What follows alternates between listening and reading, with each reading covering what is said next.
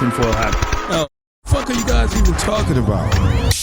Global controls will have to be imposed, and a world governing body will be created to enforce them. Welcome to Tinfoil Hat. We go deep, homeboy. Aaron, open your mind. Drink from the fountain of knowledge. There's lizard people everywhere. That's some interdimensional shit. Wake up, Aaron. This is only the beginning. Dude, you just blew my mind. Are you ready to get your mind blown? All right, welcome to Tinfoil Hat, live from the Wise Wolf Gold and Silver Studios. Just go to samtripoli.gold. Use the promo code Tinfoil. You too can get in on the Precious Metals game for as little as $50 a month. Very excited to have our guest on. He's been on before. He's back again. I just think he's just a breath of fresh air. He's one of the best journalists in the game. Honored to have him on. Please welcome James Lee. How are you, brother? I'm doing good. Thank you for having me on, Sam. Really appreciate it, man. Man, for those who and right back at you. Thank you for always sharing my work, by the way. I see you, popping up retweets. All the time. Anything you put out, I retweet. It's important. I'm trying to, I don't know, we're probably stuck in the same algorithm, so it might be just us in the echo chamber on Twitter. Something's happened to Twitter. There was that brief moment when it was fire, then it was good. Now, I don't know what's going on with it. I think if they can't control it, they flood it or they destroy it. But I'm trying to let everybody know, put it up everywhere. My shit from Instagram goes to my Facebook, and then that is just a fucking war in the comment section, which is really weird because Facebook is my friends and it's the nastiest.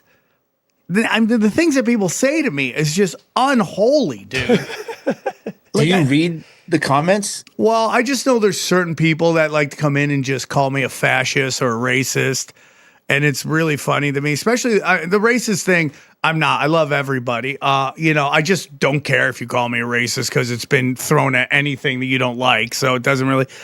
The fascist thing makes me laugh because I literally want as little government as possible. Like I'm very vocal about that. And the notion that I would want the government to consolidate their power is hilarious to me. And it's just proof that there's no real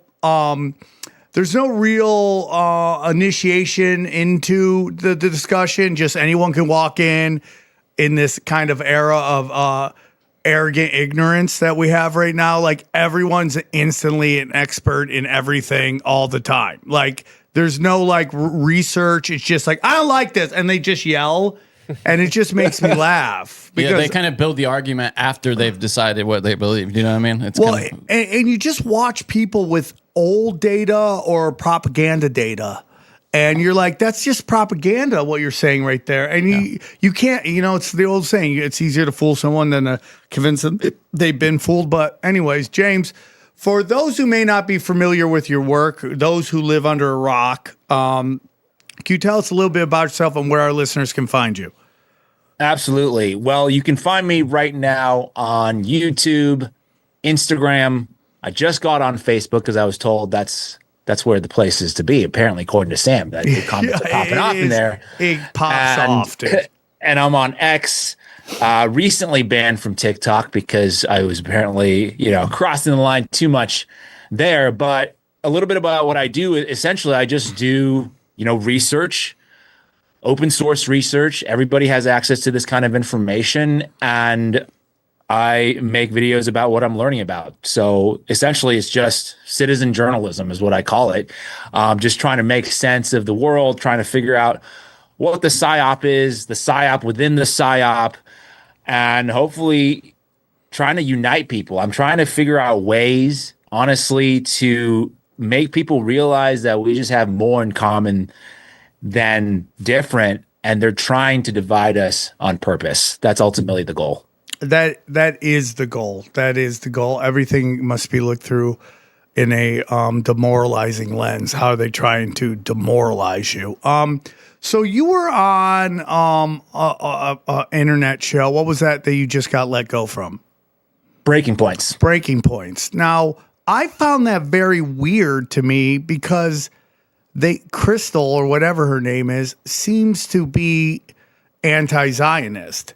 But is there a feeling that what you were talking about is the reason you were let go? Because I thought that kind of aligned with a lot of the things I've been hearing her say. So based on everything I heard, because I was never told the exact reason why I was no longer going to be contributing there. It was just a quick email. Thank you so much for your work. That's it. What I heard, because I don't know if you know who he is, but Kyle Kalinske, he is Crystal's wife, and he was doing, I guess, a podcast, and somebody asked him the question in the super chats, and somebody sent that clip to me, and he said it was because I interviewed a guy named Elijah Schaefer, who is, I guess people consider him a we know Elijah, yeah. Okay, so people consider him a right-wing commentator, all kinds of different epithets thrown at him. But I was interviewing him for a piece about how he was being sued by Kash Patel's girlfriend, Alexis Wilkins, for implying or insinuating that she was a Mossad honeypot. And I more so wanted to get the story of how this is a censorious type of regime and how, they're using lawfare to silence dissenters and podcasters. And I didn't ask him about his positions on, white supremacy or whatever. But I guess what they did with that is they said, well, hey, we can't run this piece. And for whatever reason, I think they said it was for reasons of, it was potentially defamation and this and that. And so I was like, it's fine, no worries. It's your guys' channel. You guys should be able to do whatever you want to do with it. I instead, then I posted that on my own channel. Obviously, I was, that whenever you do something like that, that's like poking the bear a little bit, right? If you're saying, yeah, hey, man, you're not going to post it, I'm going to post it. Obviously, I knew the sort of, backlash I can get from that. So I think that's ultimately what led to my dismissal. If I were to guess, I mean, that's what Kyle said, and he was kind of smearing me for saying, for being sort of a right winger and, doing a horrible softball interview, basically. But I'm like, I wasn't trying to interview him and push on those issues. I was talking about censorship. I was talking about lawfare. So I didn't really see the need to like, hey, why do you feel like, white people are the best or whatever it is, Yeah, it's very interesting to me how the open-minded people are the most closed-minded. You know what I'm saying? To the people that want everybody to accept all these different lifestyles and ways of living are very closed-minded to the side they don't like. And, the key when you're an interviewer, unless it's your brand, which is, ambush journalism, is to allow your guest to be seen in the best light they can be seen in, saying what they want to say. I think that's the most important thing. And I've always said this, if your belief is so strong, you should be able to hear opposing talking points and data if you really believe what you want to believe. Because for me, and I say this on the show all the time, if I'm wrong, let me know. I will come out and admit I'm wrong. I've erased tweets where I'm like, oh, I got that completely wrong. I'll take that down. I flunked first grade. I make no, I'm 100% fallible. I'm gonna make mistakes. I'm just a dick joke comic trying to figure out what the lizard people are doing, or So I'm trying my hardest. I think it's very weird how like people on a certain side, and maybe it's both sides as you go farther into the extreme, refuse to hear anything from the other side. And I think it's this one wasn't even about one side or another side. I'm talking to him about a very specific issue. But you think it might be, but it's definitely that he's coming from that other side that they might have had problems with it, right? Right. He's basically saying, well, he's a horrible human being. So anytime you talk to a quote unquote horrible human being, you need to bring up, all the issues that they take they have issue with. But for me, that wasn't the point of the interview. If I was bringing him on and to debate, white supremacy, okay, I can understand that. But if I'm bringing him on to talk about censorship, I don't see necessarily why I would throw in there and say, oh, why are you a white supremacist, by the way, before we get into all the censorship stuff? Yeah, it's just interesting to me. The people want to accept everything, don't want to hear from people they don't like, and that's just shocking to me. Although I will say that was the reason that I heard publicly, but I do know from a private perspective, the producer did reach out to me. This was months before, and this was when I was doing a lot of the Charlie Kirk coverage, and evidently Sagar, who was the other host there, was getting calls, I've been told, from people saying, "Hey, who the is this James Lee guy? Does he work for you?" So apparently I was pissing some people off with the coverage I was doing outside of the Breaking Points channel. I was, I'm doing my own investigations, and evidently people caught wind of that and reached out to him for whatever reason. That's weird to me as well, because the people who are constantly pushing, trans lifestyle would get upset that maybe you're saying that wasn't a trans furry person. Like maybe it was someone else. That seems to be something they would like to hear, It's just an interesting thing. And then, because you've worked with them, I have friends of mine that are very big in the game, right? The Rogans and the Tim Dillons and all them. And I know them on a personal level. And then I see how people talk about them on the internet. And it doesn't match what I know, the private conversations, the talks behind closed doors, where they're just the same person all the time. And they're not like, there's not this like kind of hidden hand involved. And, again, I could be wrong about a lot of things, but based on 26, 27 years of friendship with one of them and, very close relationship with the other one, that they're pretty genuine people. Like then you start going like, okay, who's funding a lot of stuff? Is there a hidden hand involved with that? Again, going back to, and I'm not asking you to say yes or no on any of this. It's just, the answer is no. I mean, I don't have anything to hide. There is no hidden hand. Yeah. Well, meaning for no, not for you, but I'm not trying to go into a place that gets anybody in trouble, but it's like, it's just weird to me that you seem to be very calling out Zionism, which I've seen them do that. I just feel like they would love that. And it's very weird to me that, one thing, and even with the Charlie Kirk thing, you're kind of saying it's not a trans furry, there's something else going on. And I don't want to cause a big problem with this, but it's just shocking to me. That's the point I'm trying to get to. Well, the thing about, the Charlie Kirk thing is very weird just because I've heard from a different podcaster that's, has a decent size audience that said that he got some calls, and he's heard of other podcaster getting calls from people, we don't know who these people are, not disclosed, saying that, hey, maybe, don't talk about this issue that much. Don't go into this that deeply. That's stuff I've heard. Very, very bizarre, but it's out there. People are saying this. It is very, very interesting. It is. Right? It's like, what do they not want us to find out? Like, what's the harm? If the case of the FBI is so airtight as they say, what's the harm in other people kind of poking around? Why are they stopping investigations from happening? Either, citizen journalism investigations or the deputy counterintelligence, Joe Kent, from looking to see if there are foreign agents involved in the assassination. If you're very confident that it was Tyler Robinson, you wouldn't mind just to close off that circle, just to make sure it didn't happen.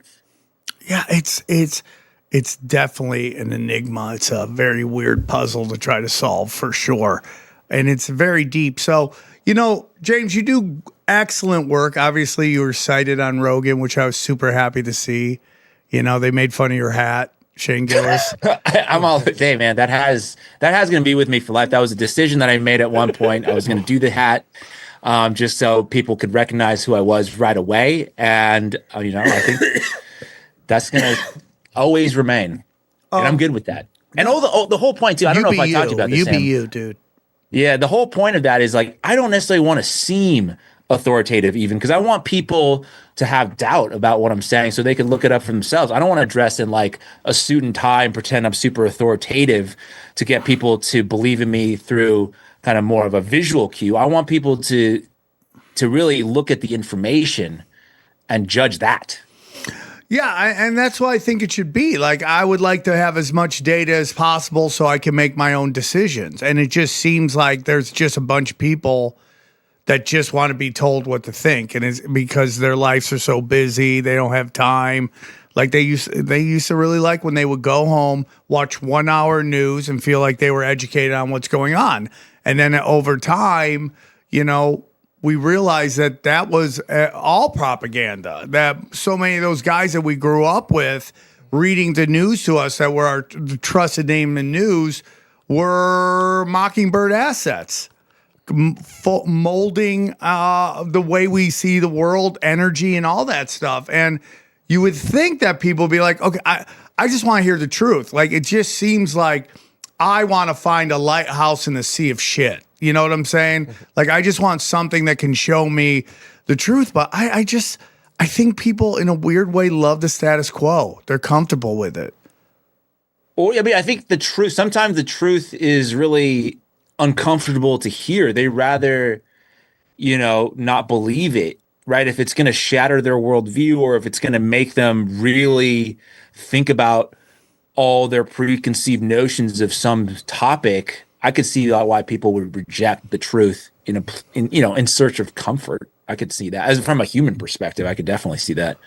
So you put out, I have another show called Doom Scrolling. We play your videos all the time. It's, it's the best videos from the last week. That's what we like to play. And you're in it often because your videos are great and they're very concise and, they pack a lot of information. One video you just put out is about the head of the CIA being basically connected to Mossad, and then the head of Mossad being in Dallas at that time. Can you just elaborate on that a little bit for everybody? Because it was just an excellent video. Yeah, so this is the video. If I'm thinking of the right one, it's the one talking about James Angleton. Yes. And he, I believe, was the head of counterintelligence in the CIA at the time. And he was very, very close with the head of Mossad. And then this is through the work of another journalist named Wally Rashid. Want to give him a shout out too, because I think this is important. That the stuff that we do a lot of times is like built on other people taking one bit of information here and there. So what he did, he actually looked up. He did a FOIA request, and he found a document based because. Okay, sorry. Back up 1 second. There was a book that came out about the head of Mossad. I can't. The name is slipping my mind right now. It might have been Mir Amit. If I'm correct. Oh no, sorry. It was Yitzhak Rabin. Yes. He is Yitzhak Rabin, and he, I believe, at the time was in the IDF. He was like second in command at the IDF.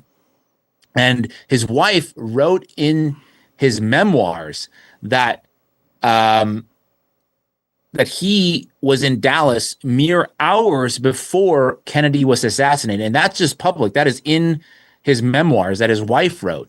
So when he read that, that's like, oh, that's pretty crazy. So then he did a FOIA request. And within the FOIA request, it was found out that his trip to the United States should have lasted much longer. But at the last minute, he had gotten word that he should return to Israel earlier than the trip was slated for. He was supposed to visit many other sites, I think military sites in the United States, because I think they were doing some kind of military training and cooperation, this kind of thing.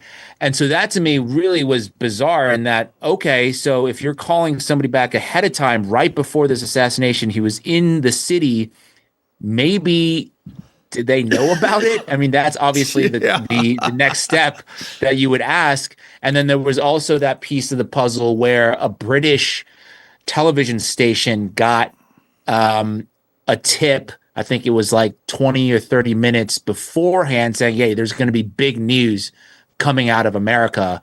Stay tuned. Damn. Well, that reminds me almost like exactly with 9/11. Certain people getting a call not to go to work that day. The news running a story about Building 7 going down as it sits behind them. We know of a very famous comedian whose father owns a private Mossad intelligence company that his dad and his brother didn't show up that day to watch them try to explain all that shit away too, like the way they manufacture these excuses after the fact that clearly just can't be true. It's as the great Greg Carwood says, a deviation from the norm. Yeah. You know, so much of 9/11, any conspiracy, it's always like you have to believe this anomaly naturally happened. And that's where it gets very weird. Yes. And just to add, I don't know if this was in the video, Sam, just to add another piece. This is unrelated, but this is to do with the USS Liberty. One of the people that the Mossad met was James Angleton just a couple of weeks prior to Liberty getting dispatched out, because I did a whole deep dive on that last year. And so everything kind of triangulates to the CIA at the very least, maybe not like doing the nefarious things, but they were in the know is what it seemed like for sure.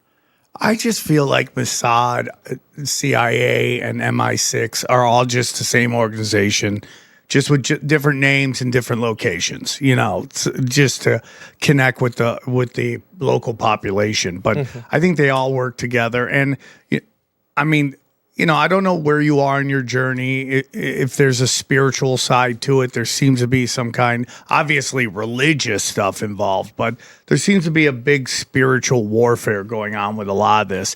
And, so I want to get into Venezuela with you. There's a lot going on with that. It's very crazy. We talked about it. Was it on the last show we talked about it? Yeah, the last show we talked about how they went in and extract them. What are your thoughts on Venezuela? And we'll get into Argentina after that, but what's your thoughts on Venezuela? Well, for me, I don't think this is good for the United States. I'm always a believer in non-intervention. And because I think based on what we've seen in history, anytime we intervene in a foreign country, whether it be doing a regime change or bombing them or some kind of coup or whatever it is, it's never turned out well. And especially given the rhetoric of the Trump administration as they were, campaigning for the 2024 election, they talked very explicitly about not going in and doing these kind of regime change wars. And they talked about focusing on reinvesting in America. And I just feel like this, to me, was not the right move. It kind of betrayed those campaign promises. I know some people, or a lot of people, actually, I got a lot of heat for sort of speaking out against this invasion or this kidnapping of Maduro, because they're saying, well, this is going to be good for the United States because we're going to take their oil and we're going to get rich off their oil and it's ours. And I said, well, I don't think we're going to get rich off their oil. I think, if anything, the best case scenario is that multinational corporations, these oil companies, are going to get rich off the oil. But people have to understand these corporations don't have any allegiance to the United States. They don't work on behalf of the American people. They work on behalf of their shareholders, which are from all over the world. So their whole thing is prioritizing profit over people. They're not going to it's not like, oh, we're going to take their oil, we're going to nationalize it on behalf of the U.S. and then the citizens are going to get their cut of it and we're going to get rich off of it and improve the lives of the Americans here. No, that's not what happened. And that's ultimately I was doing, I didn't know a lot about Venezuela, to be honest with you, going into this, but this is just based on my research. People can disagree with it if they like to. But people kind of say, well, Venezuela, there was, the regimes there, the Maduro regime was causing all kinds of economic havoc. That's why people had to leave Venezuela. But we were sort of the cause of that. If we look back, catalyst, for sure. Because if you looked into it, right? Because Hugo Chavez came to power. He won. These are all democratic elections, by the way, up until the very last one, from my understanding. And so when Chavez was elected in '98, he nationalized the Venezuelan oil. Then he used a lot of those profits into various programs that raised the literacy rate and improved, the poverty numbers and things like that. And I don't think we liked it from an American perspective. So I think it was during the Obama administration where we essentially deemed Venezuela an enemy of the United States, and then we started imposing sanctions on them. And then the Trump administration followed up with even heavier sanctions. So then we say, oh, they're selling their oil to China, they're selling their oil to Russia. Well, they were forced to do that because you guys imposed these sanctions on them to cripple their economy. So they had to do that. So a lot of the problems that are there from an economic perspective, we kind of caused because we didn't like the fact that they wanted to, keep their oil for themselves. And I just think that, because I try to listen to all different people's point of view, and it's like, hey, this is just how things are in the world. Like, if you're more powerful, then you take over a country and you go steal their shit. This has been going on for thousands of years. Why do anything different? And, I guess my response or my take on that would be, well, I don't think we're nearly as powerful as we think we are.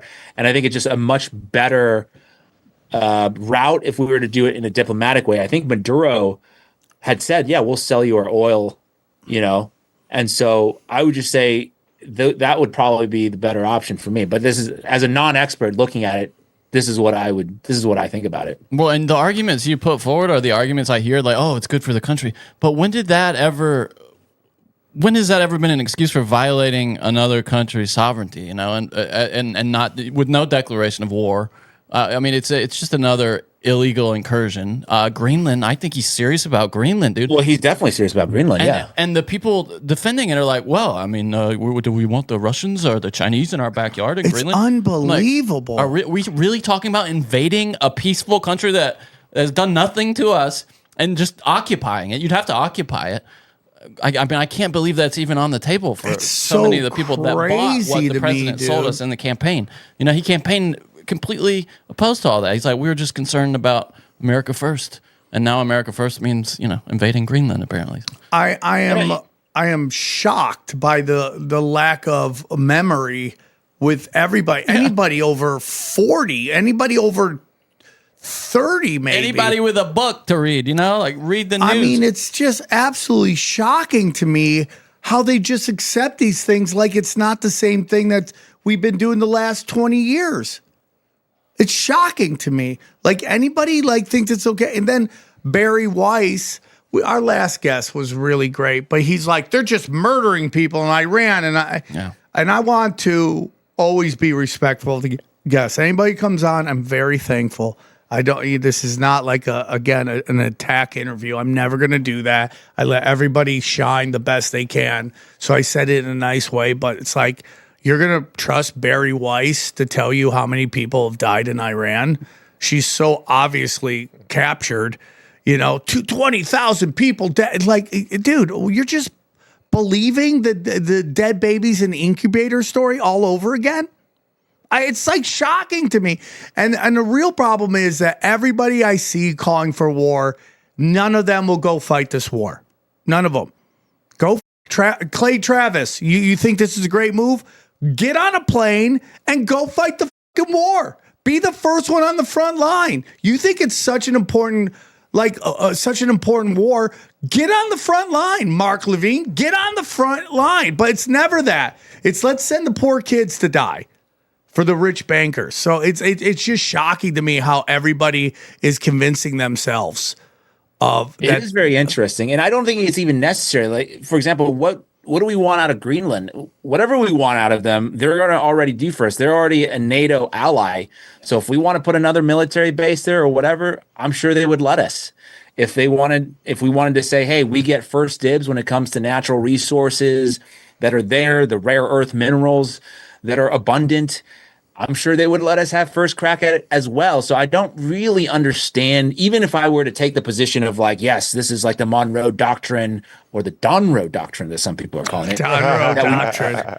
That people are, trying to take over and we need to put our flag everywhere. I'm like, is this really the best way to do it? Do we really want to use all these military resources for something that we could do in a diplomatic way?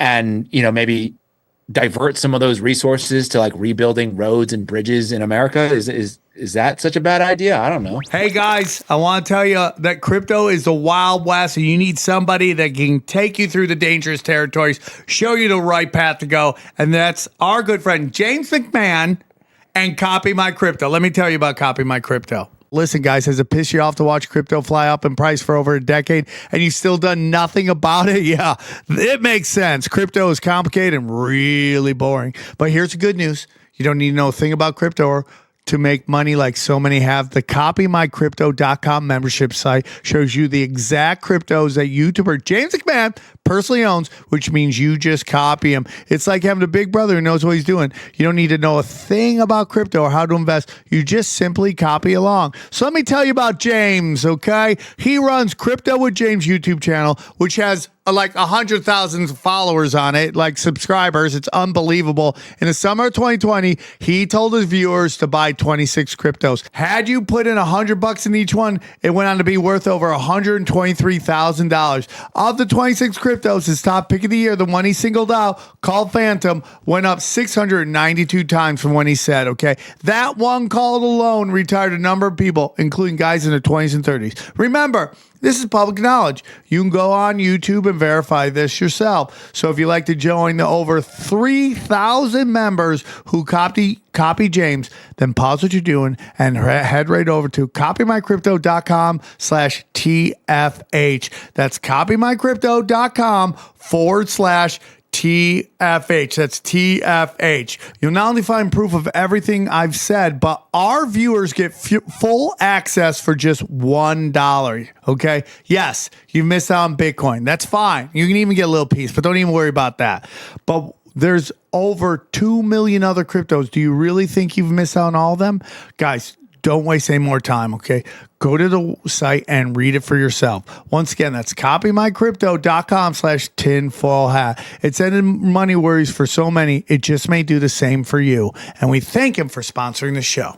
You know, one thing nobody's talking about, everybody, dog allergies, okay? It's a big problem. We got to nip it at the bud. And there's one company working on that better than everybody else, and that's Better Wild. Let me tell you about Better Wild. If you love your dogs, you got to take care of them. You got to take care of their health. And that's why there's no better place to go than betterwild.com. I know my dog is always scratching its ears. You know, it's prone to ear infections. It gets rashes. It's eating grass and all this stuff. And Better Wild has allergy relief soft chews. It's a supplement designed to support your pet's allergy defense system by strengthening their digestion. Better Wild allergy supplement chews have a special blend of wolf probiotics called Ancestral Advantage that support long-term allergy relief by strengthening their natural defense system. Yeah, listen, and it's important because, listen, our dogs are living better than ever. I mean, my dog lives a better life than I do, okay? But let's face it, the truth is dogs still share 99% of their DNA with wolves, and there are things about modern life that makes it harder for them to stay healthy. Dog allergies are up 30% in the last decade, being exposed to all the pollen, dust, mold, human dander makes dogs' allergies worse. 90% of your dog's immune system lives in their gut, and weak gut leaves your dogs more vulnerable to allergies, and that's where Better Wild Allergy Relief Soft Chews come in, okay? And let me tell you, Better Wild Allergy Supplement Chews include, ancestral blend of wolf probiotics, all right? They got cholesterol, all right? And then they got salmon oil. Are you for real? That's what we're talking about. We're talking about Super Blend for your dogs. It's the best. So Better Wild is committed to helping your dogs with science-based, veterinarian-approved solutions that you can feel great about. So right now, Better Wild is offering our listeners up to 40% off your order at betterwild.com/tinfoil. That's betterwild.com/tinfoil for up to 40% off your order. betterwild.com/tinfoil. We thank them for sponsoring our show. I've said this before, and it just makes me think they want us dumb and unhealthy and miserable so we cannot understand what our government is doing, which is basically, and we'll get into this in a few, but the Bank of England controls our Federal Reserve, and they're using our Federal Reserve and our military as stormtroopers and our Federal Reserve to fund it all. I mean, literally everything. All of this USAID stuff is just funny money, funding and this kind of false reality that we're surrounded by. That every time we go, that doesn't make sense. That's what I'm talking about. Like literally everything. None of it is real, and they're all being bribed by this fake money that they're just pulling out of this monopoly bank and handing it to people. And it's so crazy to watch, and how people have just been emotionally captured that they think, like everyone's like, Russia's going to invade this. We're invading everybody. Like, what are you talking about? Like, it's crazy to me. Yeah, it is kind of crazy, and I always try to think of it from multiple lenses. Where imagine, let's say you're a supporter of these invasions, or you want to take Greenland or Venezuela, but just think if the party that you don't like, let's say the Democrats in this case, if they started doing this, would you be down with this as well? Would you be also rah rah USA, or would you be like, oh no, this is just another regime change war? This is like this and that. We saw it with because I think there has got to be some consistency in the policy to say either this is good or bad, no matter who does it. Yeah, and it just seems that like the one thing everybody agrees on is war. I'm sure when it comes to war. Well, we all got together for Syria, though, and so many of the people that were right on that now are just because it's the president, Do you think that has a lot to do with it? No, it's a cult of personality. I think that's for many of them, Trump's job is to come in as this kind of people's champion and do things that we wouldn't allow Joe Biden to do. Yeah. I think that's the same thing with Obama. Obama was brought in because, think about it. Like when George Bush Jr.'s last days in administration, like people were over old white neocons, right? We were over them. We've seen what they do. They're dangerous. Yep. And then here comes Obama, charismatic, good-looking guy. And who do they run against him? Old white neocon, like the one guy everybody hates. And it's the same thing with Trump. When on his second election, who they run against him? Kamala Harris, right? Or their third election, Kamala Harris. And like everyone was over the woke stuff.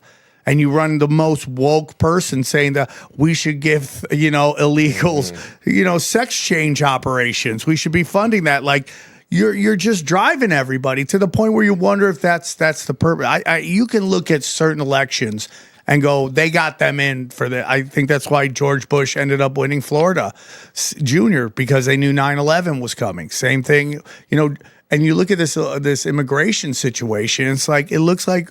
Problem, reaction, solution. Problem. Joe Biden lets everybody in. Reaction.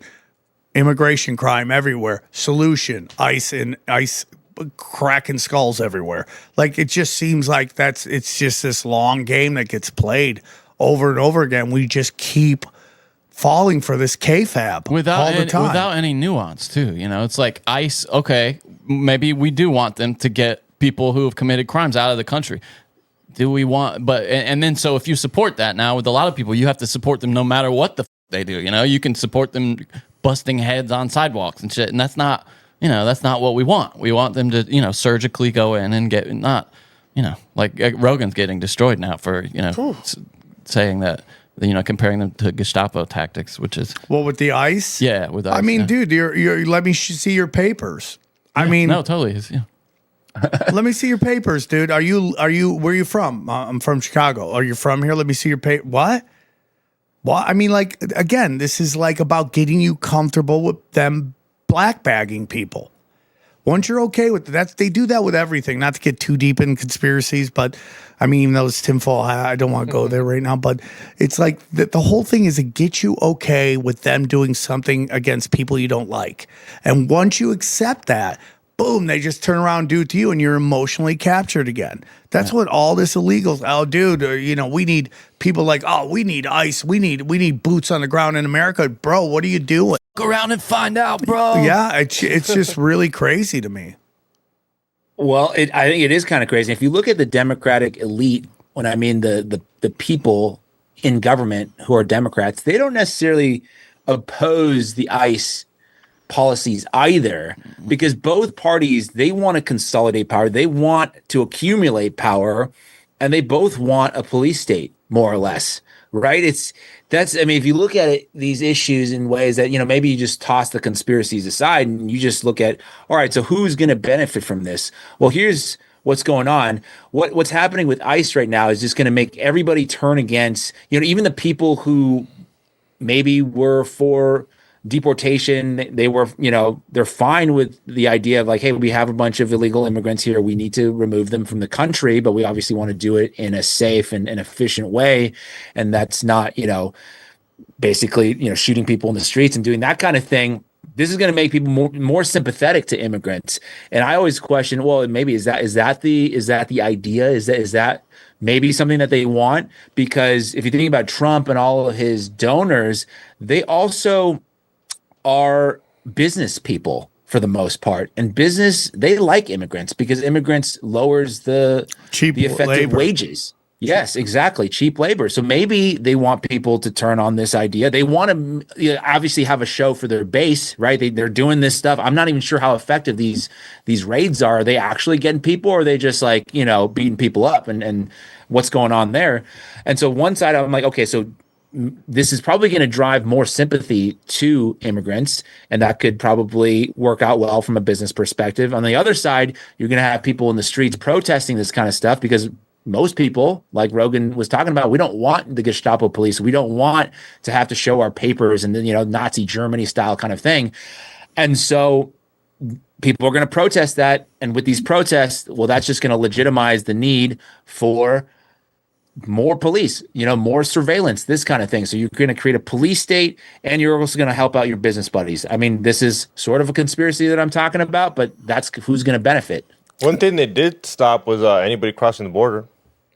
Why nobody's coming in? No, nobody. I mean, Border Patrol's not letting no one in. And then if you do want to come, do you want to come and participate in these ICE raids? Yeah, get so raided. you might as well stay back there. Well, now it's hurt tourism. Yeah, people just visiting don't want to come because they don't want to get grabbed by ICE. That's crazy, right? Because I think for me that was when I first saw that with Renee Good, and one of the points that I was making strongly, and I got a lot of backlash. I think I lost. That was the first time I think since Charlie Kirk, because I lost followers after Charlie Kirk for saying that I don't condone violence, which was interesting. And then I lost followers here for saying that I don't condone violence. And because the whole point is like, hey, you don't really even know if these are real officers or not. People are saying, oh, that's a ridiculous statement. But like, dude, I love these guys don't have to identify themselves. They don't have badge numbers.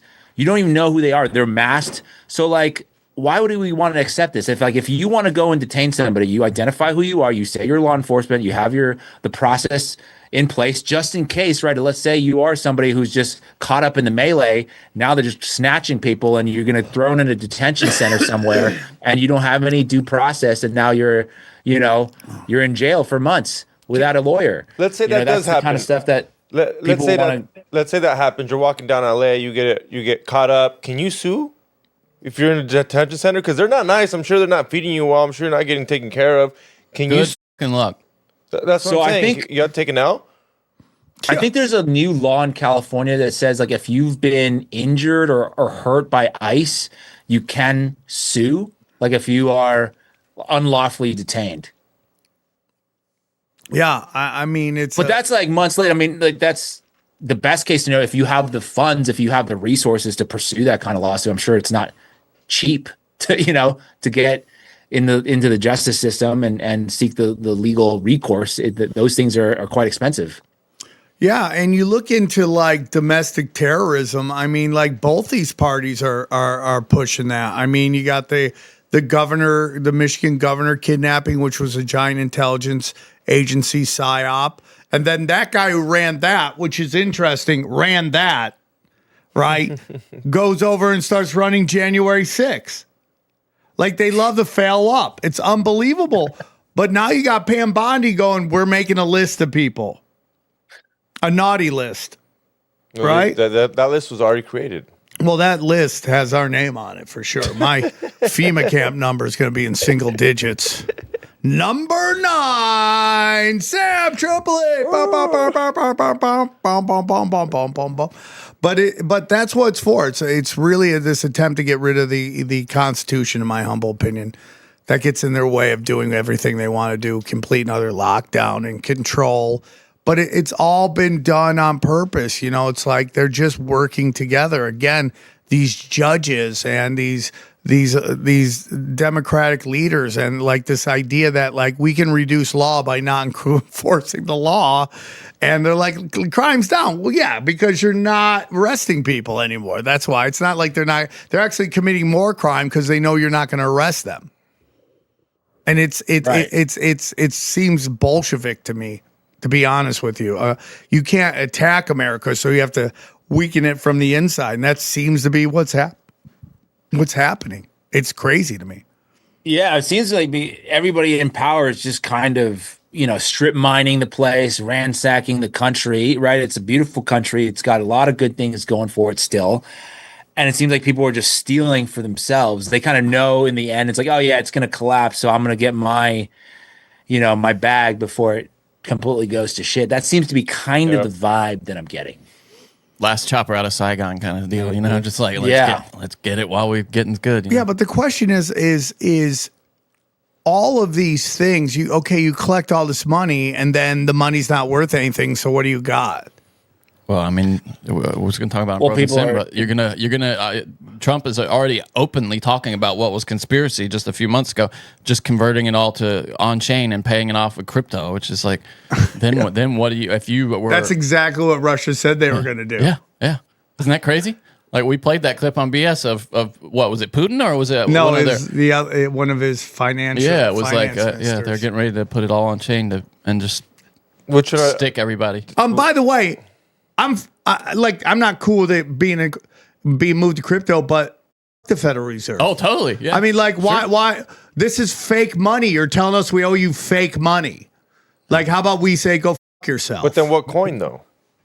Well, it would be like a stable coin, I guess. Well, not even because it's not pegged really. I don't know. It would be because it can't be tethered. It's gonna be Trump coin. One. That'd be so hilarious. God, can you imagine? It can't be tethered because isn't that base backed with the U.S. dollar? You can't have that one of those. Well, it would just be something. I guess a new replacement. But the real question is like, what is the technology underpinning it? Is it like what blockchain?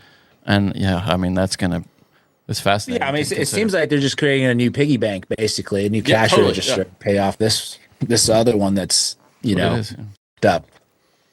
Start the process over again. It is. It just seems like PSYOP season takes no days off. Like you got to wake up in the morning going, "Oh, what happened? What happened?" Yeah, dude, the numbers. I mean, like the psyops with the Venezuelans, and the people are like, cheering or not. It's like, what did the Venezuelan think? I'm like, well, this Venezuelan speaking English, so I'm not really sure if I could trust this one. And there's like videos, coming from Venezuela on the other side. I'm like, I think these are old videos. I don't really know what's going on. Like Alex Jones is putting out like World Cup videos. I'm like, what is happening here, guys?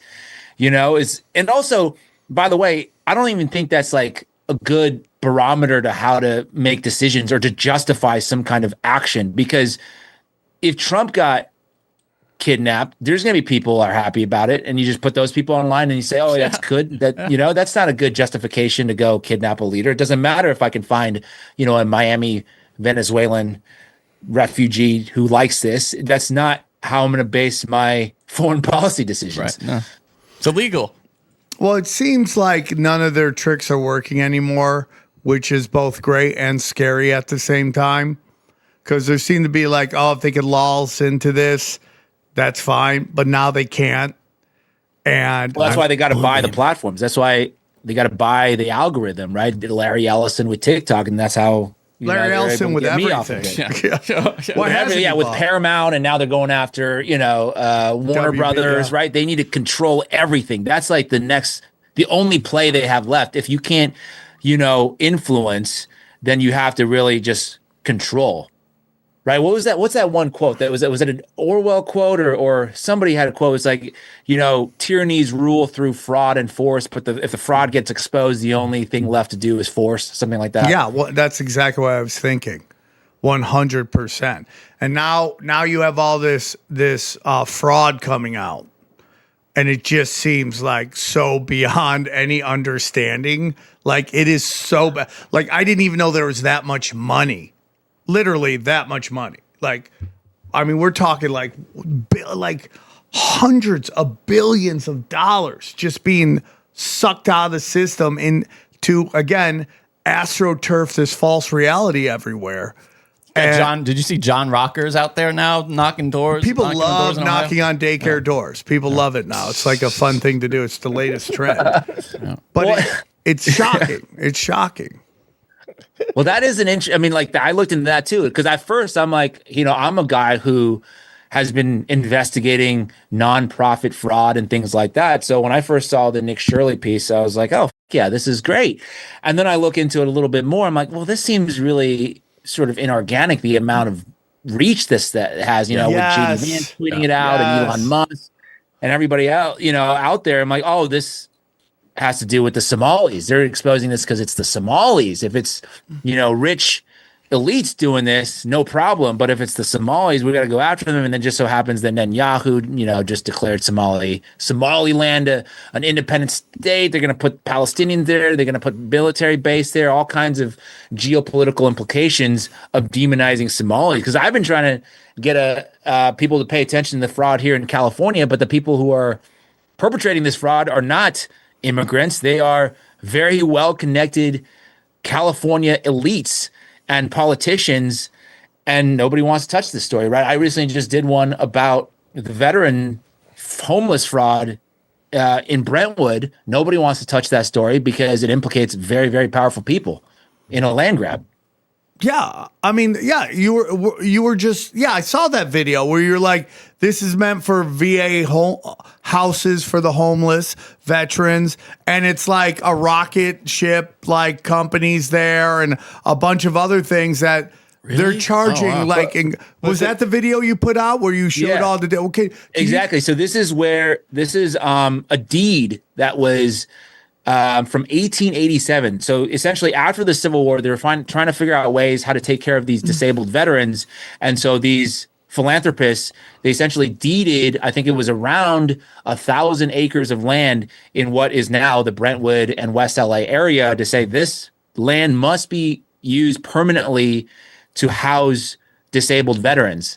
And what's happened over the years is that now that land has been essentially given out, and leases that are illegal written and given to like UCLA with their baseball field that's there. There's the Brentwood School. They have a huge athletic facility that's there. And there was a lawsuit that was maybe about 10 years ago. I think it was called Valentini versus Shinseki. And they deemed all of these leases illegal. And the judge was like, yeah, you got to vacate this. This needs to go to the veteran homeless or to house veterans. And then what they did is then the corrupt politicians of California, Ted Lieu, this one specifically, and Karen Bass, who was also in Congress at the time, they passed something called the West LA Leasing Act of 2016. And what that did was basically legalize all of these leases. Of course, they in the act itself, they're like, oh no, we're going to help the homeless and the veterans and this and that. But essentially, it legalized the leases for the University of California, and then it put in stipulation to say, well, if part of this land sort of benefits the homeless, then benefits the veterans, then it's okay, essentially. So like UCLA is like, oh yeah, veterans can come in, you get a free hot dog or whatever, and there's like parking lots there. It's like, oh, there's discounted parking for veterans, or like Brentwood School says, oh, maybe veterans can come use the facilities off hours. And so this is how they've been getting away with it, but it's because of the fraud that's involved, because they lobbied for this bill. If you look at who lobbied for that bill, it's $1 million from the Brentwood School. It's University of California Regents lobbying for this bill because they knew that bill was going to legalize this fraud. And now here where we're sitting is like there's an oil drilling operation. There's like 20th Century Fox is there. There's all kinds of different uses of that land that has nothing to do with housing veterans. And nobody wants to touch this story because and I'm doing a follow-up too, because there's way more people that are involved. They literally like remove veterans from the houses to say like, oh, this land is now like not usable. And then they put in and say, oh, well, we want to house veterans. So then they build new housing for these developers to make a shitload of money. And now they're charging rent to the veterans, but they evicted the veterans in the first place in order to even take that land. So there's all kinds of crazy shit going on there. It's one story that I think should, it's even more explosive, even more money than the daycare. The daycare, you're talking about, 10 billion, whatever it is, a couple $100 million, I think, with the Somalis. But now we're talking about like billions upon billions of like land fraud that's happening. But in order to actually solve this problem, you're basically going to have to take down some of the most powerful people in California. Hey guys, real quick, I want to tell you about our good friends at Prize Picks. Listen, the big game is almost here, and there's no better way to cash in during America's biggest sporting event than Prize Picks, where it's always feels good to be right. And since the big game is right around the corner, that also means it's your last chance to get on football action before next season. So close the season out right with Prize Picks by getting $50 instantly in your lineup when you play your first $5. Okay, Johnny, how easy was it when you used Prize Pick? Oh, dude, getting signed up it's super simple, super easy. It's available here in California. I downloaded the app. I've been playing it ever since. Very successfully, I might add. Johnny's good at this. It also adds to, and this is the Johnny, thing. Would you say Nerd Dorks Crush? That's all statistics, of course. Come on, bro. Yeah. And I'm not even that good at math. But it's the thing that I didn't anticipate, and I kind of forgotten about this kind of thing that I miss, was it makes a neutral game so much more fun. Yeah. Oh, yeah. When you have a little action, I mean a little action, you can get it going, bro. Yeah. Yeah, especially because all my teams are out of the running for almost, except North Carolina basketball. Yeah. I got nothing. Carolina football's out next season, too, already. They're already out. Find your community on Prize Picks. With the new social feeds feature, you can share Prize Picks with your friends and copy lineups from winners with a single click. You copy lineups, you like or use them as an inspiration for your own picks. You can even follow Prize Pick partners like us and tail or fade our picks with just one click. And if you're missing your fantasy team like I desperately am with Prize Picks, you don't have to wait until next year's draft to keep playing fantasy. Prize Picks lets you play fantasy football every week, even in the playoffs. Pick your favorite players and win when they hit their projections every week. No draft required. Join millions of users and sign up for America's #1 sports picks app. So here's what we need you to do. Download the Prize Picks app today and use the code TFH to get $50 in lineups after you play your first $5 lineup. That's code TFH to get $50 in lineups after you play your first $5 lineup. Prize Picks, it's good to be right. And we thank them for sponsoring the show. You know, like, I'm an old man, dude. I'm 53 years old. I have zero faith in Republicans. You know, I've been watching Reagan and Bush Jr. and Trump now to a point, you know, well, not to a point, Trump. So I have no faith in them. But the level of corruption with the Democrats is staggering. And what's really like, and again, Republicans are really bad too. We can get into all the stuff you want, because people like, there are things that Republicans do that I like, but I wonder if that's just show. But you get into, it's like, it is shocking the level of corruption in California. And the people that constantly keep voting for these same people, because the fear of hate is so powerful that they'll vote against their own best interest, which is called suicidal empathy, right?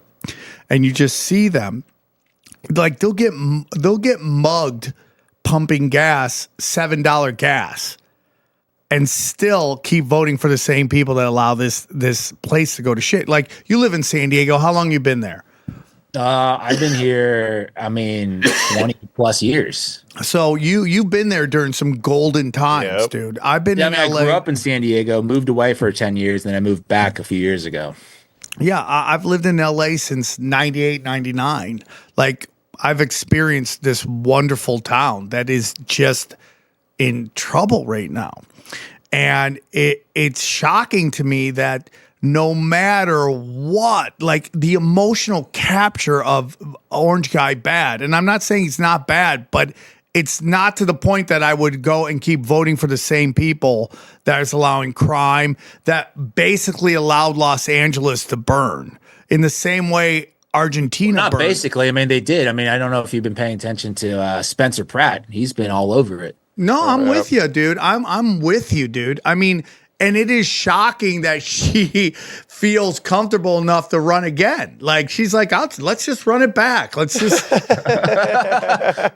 And it's just shocking to me. Maybe our only hope is a guy that was on the E! channel that can get to these middle-aged white progressives that were, when they were in their 20s and 30s, watched him on TV, might feel some kind of emotional connection to him, that he's one of them. Because you put an R by your name, you're just done. You become Charlie Brown's mom. Wah, wah, wah, wah, wah, wah, wah, wah, and they don't want to listen to anything you have to say. And they'll just keep voting for if you cannot explain in a logical way how Karen Bass handled the fires. And that got Bill Burr in big trouble, and I love Bill Burr, but he goes on Jimmy Kimmel. He's like, I like how Los Angeles is handling it, which came off so tone deaf.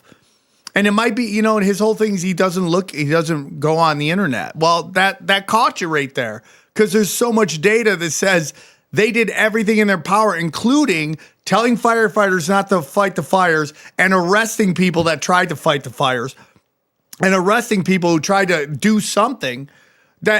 How can you sit there and be okay with Karen Bass? How can you be okay with that? It's and there's nobody to challenge. I mean, there's all these. I think there are a lot of, for the elites, there's a couple different sets of people. I think that's like ruling or running the game in Los Angeles. You got the Hollywood elites. They're completely tied into that world, and they have a lot of shared interests, I would have to say. And then there's coming from that elite, there's this like societal pressure that you're talking about, the social pressure to say, well, if you don't vote for these people, then you become bigots, Yeah. And that's kind of sort of put a gridlock on this whole thing. So essentially then we have had a one-party rule for I don't know how long now. And when you have one-party rule, you get corruption because there's no way to have accountability. If you continue to win elections, but still, rob the people, then why not? Right? It's like, I can get away with whatever I want, you're saying, and I could still win the election. Okay. Then that's exactly what's transpired, essentially. It's like I had a friend of mine come on one of my other podcasts where we kind of debate, and I was a conspiracy theorist. The other person is a progressive, right? And we have these debates on there. And Brian Callen couldn't be on that day, so I brought a buddy of mine on.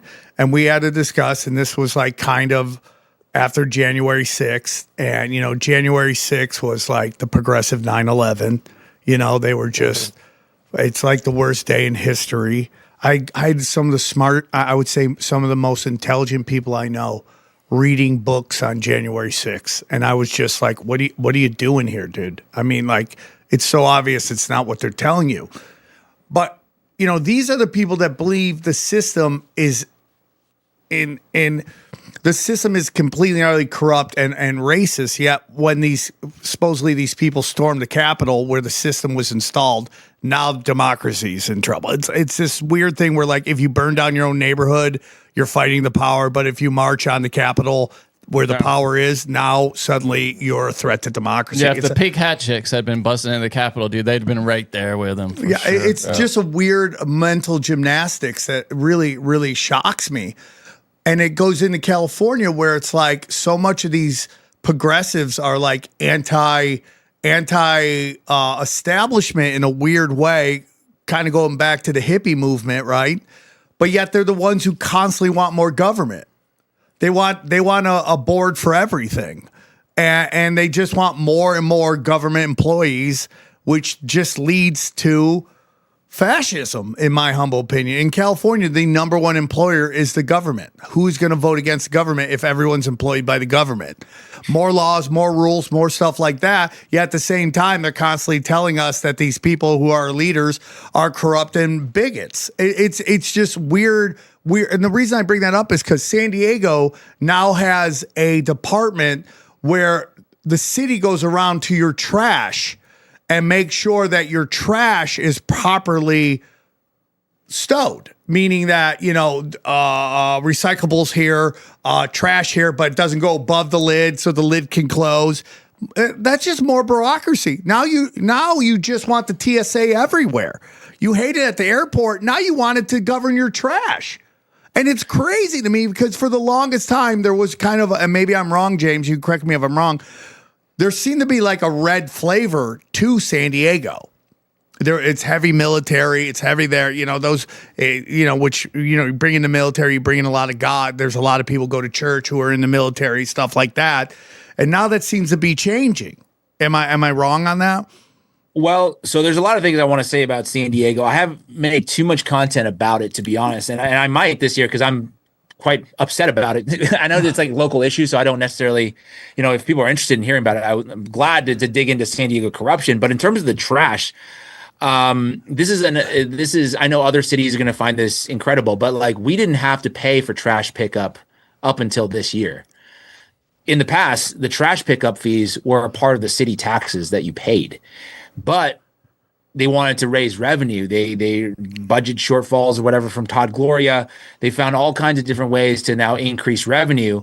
But then if you look at the data, San Diego has collected more tax revenue in the past year in 2020, I believe it was 24 or 25, I can't remember the data set, than any year in the past. So they've had they've had the most amount of revenue they've ever collected, yet we're in a budget shortfall. So this means that there's absolutely some kind of corruption or fraud happening within the city. The administrative bloat is insane in San Diego. A little bit of what you're talking about, right? With just jobs that are not necessary, and they're running up all of these tallies of like, no, now we need this and that. Now they've just installed parking in Balboa Park, which is a very, big, city park that we have here, and it was once again deeded to the people of San Diego to be able to use as a free recreational space. Now they've started charging for parking, and people are like through the roof upset about this situation because it's all about ways and how you can get more money into the government, but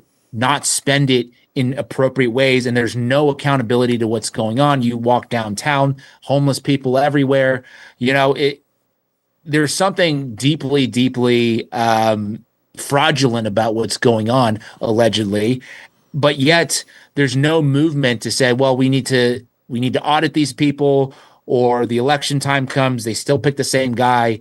And so I'm starting to think, do I need to go step in here and start like exposing some of the shit that's going on in San Diego? Because I think it's like kind of a mini Los Angeles, if you can think about it that way, of the way they run the city. It's like one of the greatest cities in the world. I call it White Miami. It's like it's the best. The city. I mean, there's a lot of Mexicans here. I mean, there's diversity. I don't think no, for sure. It's a joke, but it's like Miami's heavy Latin America, and then I think Miami has like more of the Cuban flair. We have more of like that Mexican, Mexicana. Well, it's kind of crazy that there's this just made up borderline, and on one side all Mexicans, and over here it's kind of some Mexicans. That is a weird thing to me, but it just leads to this whole thing that, like, I don't know, man. Maybe it's like when you have generations of successful people. The later generations are so comfortable, they start to just start fighting windmills and looking for problems that they have to solve, and in things that like aren't maybe real, like climate change or like hate and bigotry. Well, the climate change stuff is definitely sort of I think there's some nefarious intentions with that kind of thing to create, first of all, more ways to make money. Now because of climate change, they've introduced, carbon credits or whatever. Now they're tokenizing forests that already existed. Now say, well, now you can buy, carbon that's produced from these trees to offset the other carbon emissions that you have. And I'm like, well, these forests were already they were here already. So you're basically not doing anything here. So I think it creates all these things, and then people feel like they're doing the right thing. Now they're arguing about this issue versus like, I don't know, for me, more like bread and butter economic issues that people can agree on, right? They're trying to find all of these issues to create more wedge issues, right? The more of these issues that you can create, the better chance that you have of kind of stoking division in the population, in a divided population is a weaker population, and then you could rule over a weaker population. I think that's kind of what happened. Well, what's happening right now with ICE, right? You're creating a thing where people, based on their ideology, can like see two different things, right? You watch the same video, half the people are like, wow, this is just cold-blooded murder. The other side is, saying that this is law enforcement doing the exact thing that they're supposed to do. And I'm like, wow, they found one. So now everybody in power is like full court press on this. Like, this is the issue. This is how we're going to continue to divide people, versus like, actually, let's try to solve this problem. For me, if I was a leader, if I was in power, I would say, well, let's try to solve this. Like, can we do something where, maybe we keep in mind the immigration situation, right? We want to enforce the border, but we also don't want a situation where you have police that's unaccountable and you don't know who they are, right? We have to find ways to solve the problem, but instead now it's just like demonization of people, like, oh, if you support ICE, you're a bad person. I don't want to associate with you, vice versa, that kind of thing. Yeah, I mean, it's a operation needs a scalpel, but they're using a sledgehammer, and that's done on purpose to get I guarantee you there is a ton of stories that fit this, and they're just waiting for the perfect story. And and that is this woman with her lesbian lover fighting the man on behalf of illegals, and you just have everything you want right there. And, and now we also live in a world where lying is okay. And I got caught retweeting shit that wasn't real, like her police record. Like, they had this long list of her police record, and someone told me it's not real. Well, they didn't say it nicely. They told me I'm a fucking retard for retweeting it, and I would agree with you. That thing that she doesn't have custody of her kids. Well, and then I think that whole list. Well, yeah, I mean, she's going to get her. She has 3 kids. I don't know if she's going to get the one kid she has, but supposedly she's going to get her kids. But if you're going to get your kids, why are you stopping at an ICE rally to confront agents on the way to pick up your children? Well, I'm not convinced that she was on her way to pick up her kids. I think she was there to disrupt the ICE raid from the videos that I've seen. Yeah. I could be wrong. Yeah. But it seemed like she was there, honking the horn. She was doing her thing, which is not illegal, right? You have a right to protest in this country, right? As long as you do it peacefully. So I think that's what I'm saying. I think both sides is like contributing to the problem here. Of like, you don't even know what the hell's going on. Like, we can't even agree on a set of facts here. Yeah, and it's just very weird to me because like we ebb and flow between conservative and was now the progressives. I consider liberals old school common sense people, like live and let live, and just like anything that's common sense. And then you have this kind of extreme wing that's taken over, which is progressivism, which is the extreme side of the left, which is worried about trans rights and women's rights and all that stuff beyond common sense, right? Beyond, not like women should have rights. We all agree on that. Women should be treated and respected. Johnny's maybe not agreeing with that, but that's my position.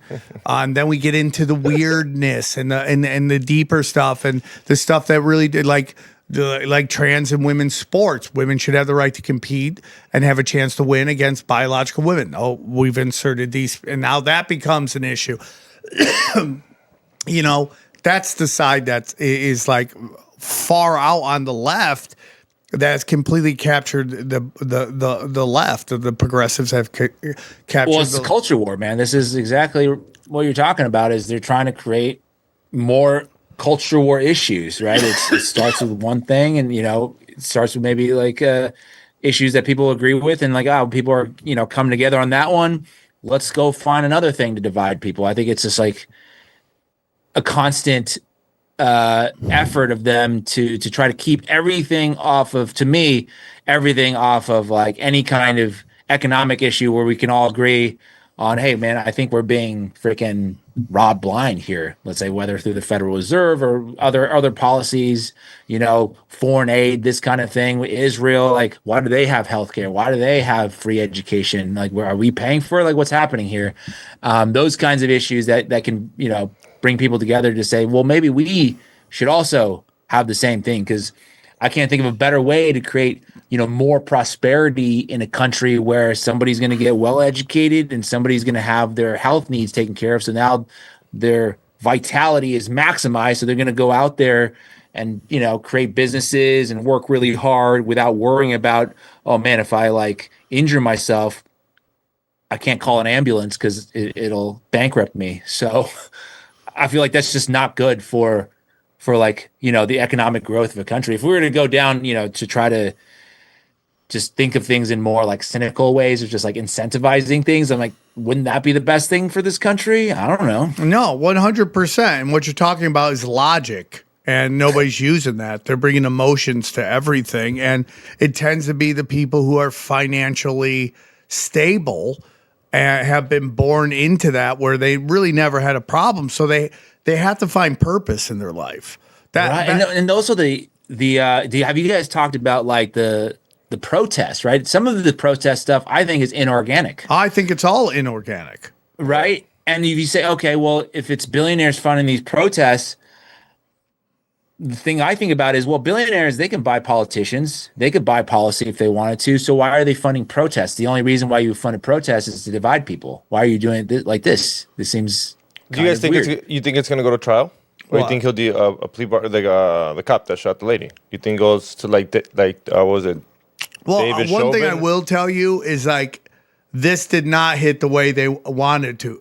They're trying. No, it's not as big as George Floyd. No, it's not even close. It looked like it was. I was They like, wanted it. Yeah, it was. Yeah. I mean, almost to the T. It's the same story. It's perfectly designed though to piss everybody off. Yes, no matter your or to enrage everybody. He almost got ran over, and Tim Walz passed a bill that said they don't even need the actual threat of death to fire. Like he passed the bill. Well, Again, and we don't know if that's real or not, right? And So someone now- puts that out on the internet. So that could just be them There's trying no to crazy penalty now for just totally making shit up and passing it off as news. I think I've said this before on the show. The societies need 4 pillars. They have to be enforced at all times. You don't commit violence. You don't steal. We protect children at all cost, and we shun lying. Now we can get into the lying thing. I think both sides do it to no end. X has got to get better at that, though, dude. It's just Unless people it's who are purpose. just getting their engagement from. I mean, if Elon, if they care about Do you doing think good, they care? Probably not. But I mean, if that's because I'm generally in favor of the changes there. But like, dude, they have to these so-called parody accounts where they bury it in their profile and then it's just all day them getting How would you heat punish? from How would you punish someone? You ban from- them. You ban them. Kick them off. Yeah, of course. So you can have no parody. If your whole fucking Parody. feed, is just it's not even because parody is implied in that like some comedy. No, I and agree, some yeah, of it's yeah. just straight fake. I mean, it's like news, straight Lying. reported as news, but it's not true. Yeah. And That's okay, lying. let's say like you're Engagement farming. let's say like you're at NBC or something and you play some fake AI, but you didn't know it was fake AI. How do you get punished? Is there a fine for that, or do Well, you just I would forget tell about you- No, it? I don't. Based You don't on- fine people. No, ba- I mean, I that would be a government thing. A fine. I but, would like, tell you, based on my limited experience in television, that every moment, every second, every millisecond on television is gone over with a fine-tooth comb. They know exactly what they're putting out. Yeah. Everything has been researched. If it's out, it's done on purpose. Yeah. That's my humble opinion. Everything's a means to an end, But you bring up Israel. I just did this word war debate, and Gavin McInnes, who I love with all my heart, very interesting guy, super funny if you understand his comedy, which I love. Extremely Zionist, and I brought up points, and he just doesn't care. It just doesn't matter to him. James's video on the CIA director meeting with Israel before the USS Liberty attack. Why doesn't that affect people? Why aren't they like, what the is going on? And just, it seems like there's a play right now. And like, I have my own theories that Israel's middle management to the Church of the British Empire, and you study that seems to be like Scottish, Freemason, British people are at the center of almost everything Israel. And you study, I don't know if you've seen this, but the Greater Israel map and the map of ancient Babylon are almost the exact same thing. Almost exactly. It's super interesting. And Wow. I have not gone down that route. I feel like you are sort of 10 steps ahead of me, Sam, in terms of this kind of research. yeah, and that's fine. That's totally fine because I was where you were at the beginning of the show. I mean, you're much better researcher than I am. I don't do any. I let people come on with the research, but you get into what's going on in Argentina. And it's like this is not the first time Israelis have been blamed for setting fire to that area. It's happened multiple times over decades, dude. Over decades. And now we hear the IDF is running there after they're done in Gaza to hide from war crimes. Whoa, where have we heard that before? Who's run to Argentina to hide from I'm sorry, it sounds crazy and it is super funny, but it's kind of dark too. And then what's Argentina right next to Antarctica? And that might be too far. For James. I don't know the implications of Antarctica. Maybe enlighten us. You should look up Project High Jump at some point and start to look at. Yeah. But then you're going deep into conspiracies. But or as I call unknown facts, right? So that's a good one. Man. But it kind of lines up, man. It's really crazy to me. And, you could say whatever you want, whether it's the Ukraine, whether it is the Greater Israel Project, whether it's America, and whether it's Argentina. And you can even throw Venezuela in there. There seems to be a common theme going on with a lot of that. And the question becomes, and this isn't just on Zionism, but most things, how can you ever fix a problem if either side, not even just the left, but the left and the right is just bunkered in on that position? And they'd rather be right than do right. And do right is to hear other data that might help you have a better understanding of what's going on. Well, I mean, you're assuming that people want to pursue the truth. Yeah. Right? There's other people, they want to pursue a certain outcome. Right, so they're going to dismiss things that don't contribute to getting closer to the outcome that they want. Right, so that's something that I would think about. Right, if your whole thing is I want, if you're an ardent Zionist and your whole thing is about supporting Israel, of course I'm going to reject any kind of notion, any kind of facts that would lead me or lead people to not support Israel. Right, even if it's 100% true, we're not going to talk about it. We're going to bury it as much as we can. Yeah. And it just makes me sad because I would rather figure out what is actually right and have a better understanding of it. And again, things that I thought at the beginning of when the show started, what I know now are almost 180. And it's because I've been open-minded and allowed people to come on here and talk freely without me attack. I even stopped doing research before the show. I know it sounds crazy, but I found myself leading the guests to my conclusions instead of hearing their conclusions. And so I just want to hear what they have to say. And then from that, I can take whatever, I can Bruce Lee it and, take the best of this and the best of that and try to put together and have an understanding of what's going on. But you're totally right. Not everybody wants that. Some people, that's called. That's called free thinking, which is kind of rare nowadays, I believe. Yeah.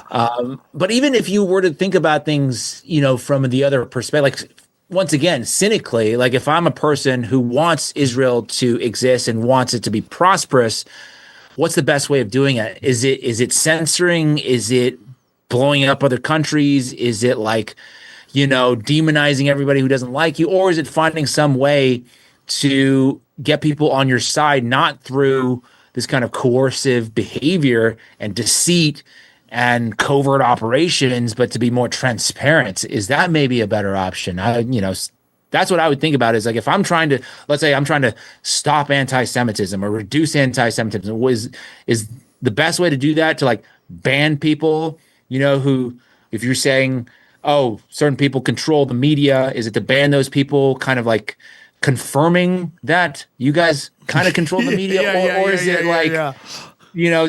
it to engage with people and try to win them over through conversation and discussion?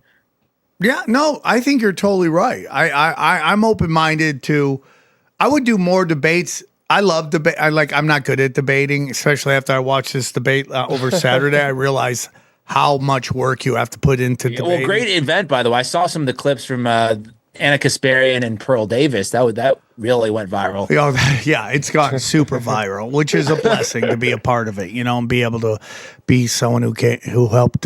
I came up with the idea, and the Enlightened Network was able to make it happen. So that's a real blessing, But it was very interesting to sit there and have a conversation with two people from two different sides. And I love them both. They're both incredibly smart. Couldn't be more 180 from each other. And that's why I think the panel worked. Some people got mad at things that Gavin McInnes said because, again, he's blunt force. It's the whole reason he's there is to piss people off good. Yeah. Yeah. Simon Cowell that shit. Simon Cowell that shit. It worked. But that's what works in debates. I don't know, but the stuff that percolates to the top of the internet is them saying the most outlandish stuff. Again, people in their 40s and 50s still think we're under television kind of rules. And it's like, no, the internet wants it as real as humanly possible.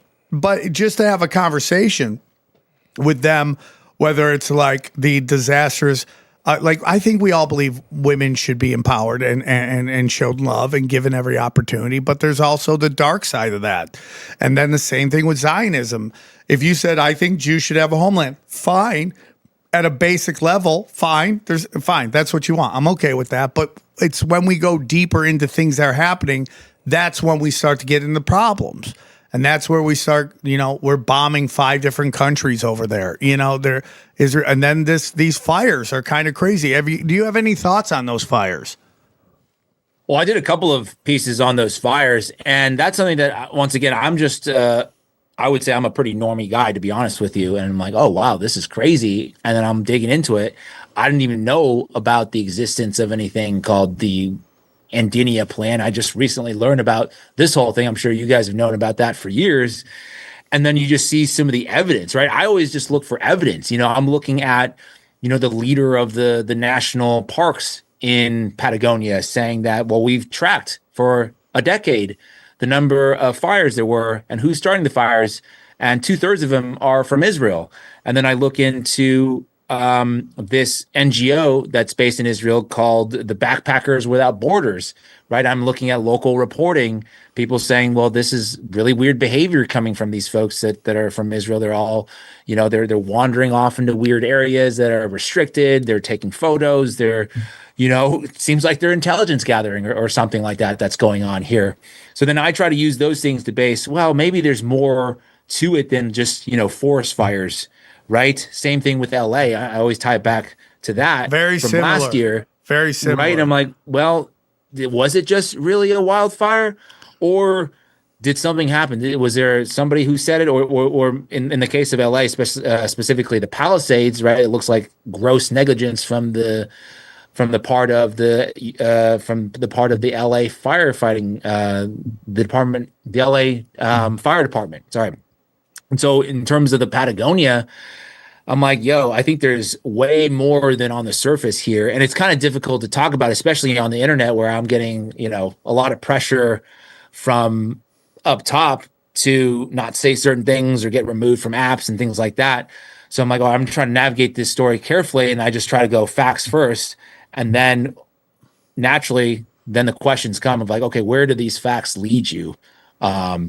And that's kind of where I am with that story. It seems like, oh, wow, it's there's a lot going on, especially with the close relationship of Javier Milei with Netanyahu, right? Those are all things that are just factually true. And once again, I'll go with the thing that we were talking about earlier, is that you can ignore all of these conspiracies, right? But what's the next thing, and who's going to benefit?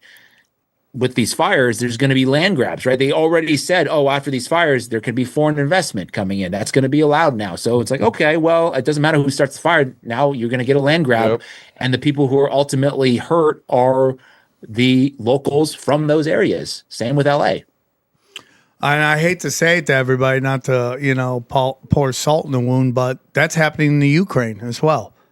You're seeing a certain type of people moving into the Ukraine as well, and the history of the Ukraine, and that's connections to Israel. I mean, and this conversation should not be dangerous. This should be, let's look at facts. But it becomes dangerous because, as we talked about earlier, the theory of hate is more dangerous than real world consequences. Here we are from the right now doing that, you know? And the term woke right is so stupid. But there is a point that now they're doing the exact same thing they complained about when Biden was in, when Obama was in.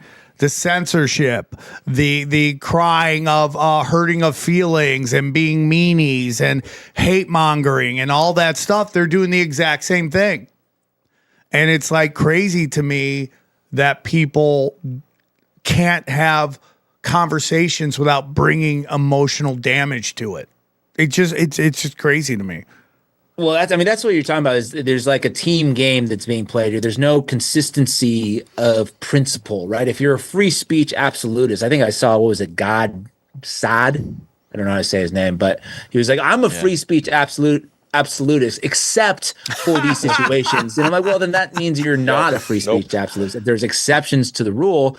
And the same thing goes with, like, let's say the government. You either want a lot of government or you want the minimal amount of government. You can't say, well, I want a lot, like, for example, I would say more on the liberal or Democrat side during COVID, they wanted more government. They wanted government to come in and regulate how medical interventions are being, distributed and things like that to people. And now they say, well, no, we got to abolish ICE, got to get rid of ICE. So that's less government now. So it's like they're picking and choosing which issues. Either you say, I want obviously a government to run all the necessities, but beyond that, it should be left to other more private organizations. Okay, fine, that's consistent. But it's like, oh no, I want more government here, but here I don't agree with this issue, so I want zero government here. I want free speech over here, but we have to protect these people, right?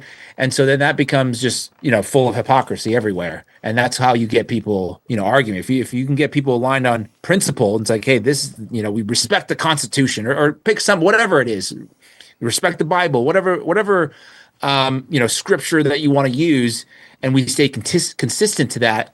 That's, I think, how you can bring people back together.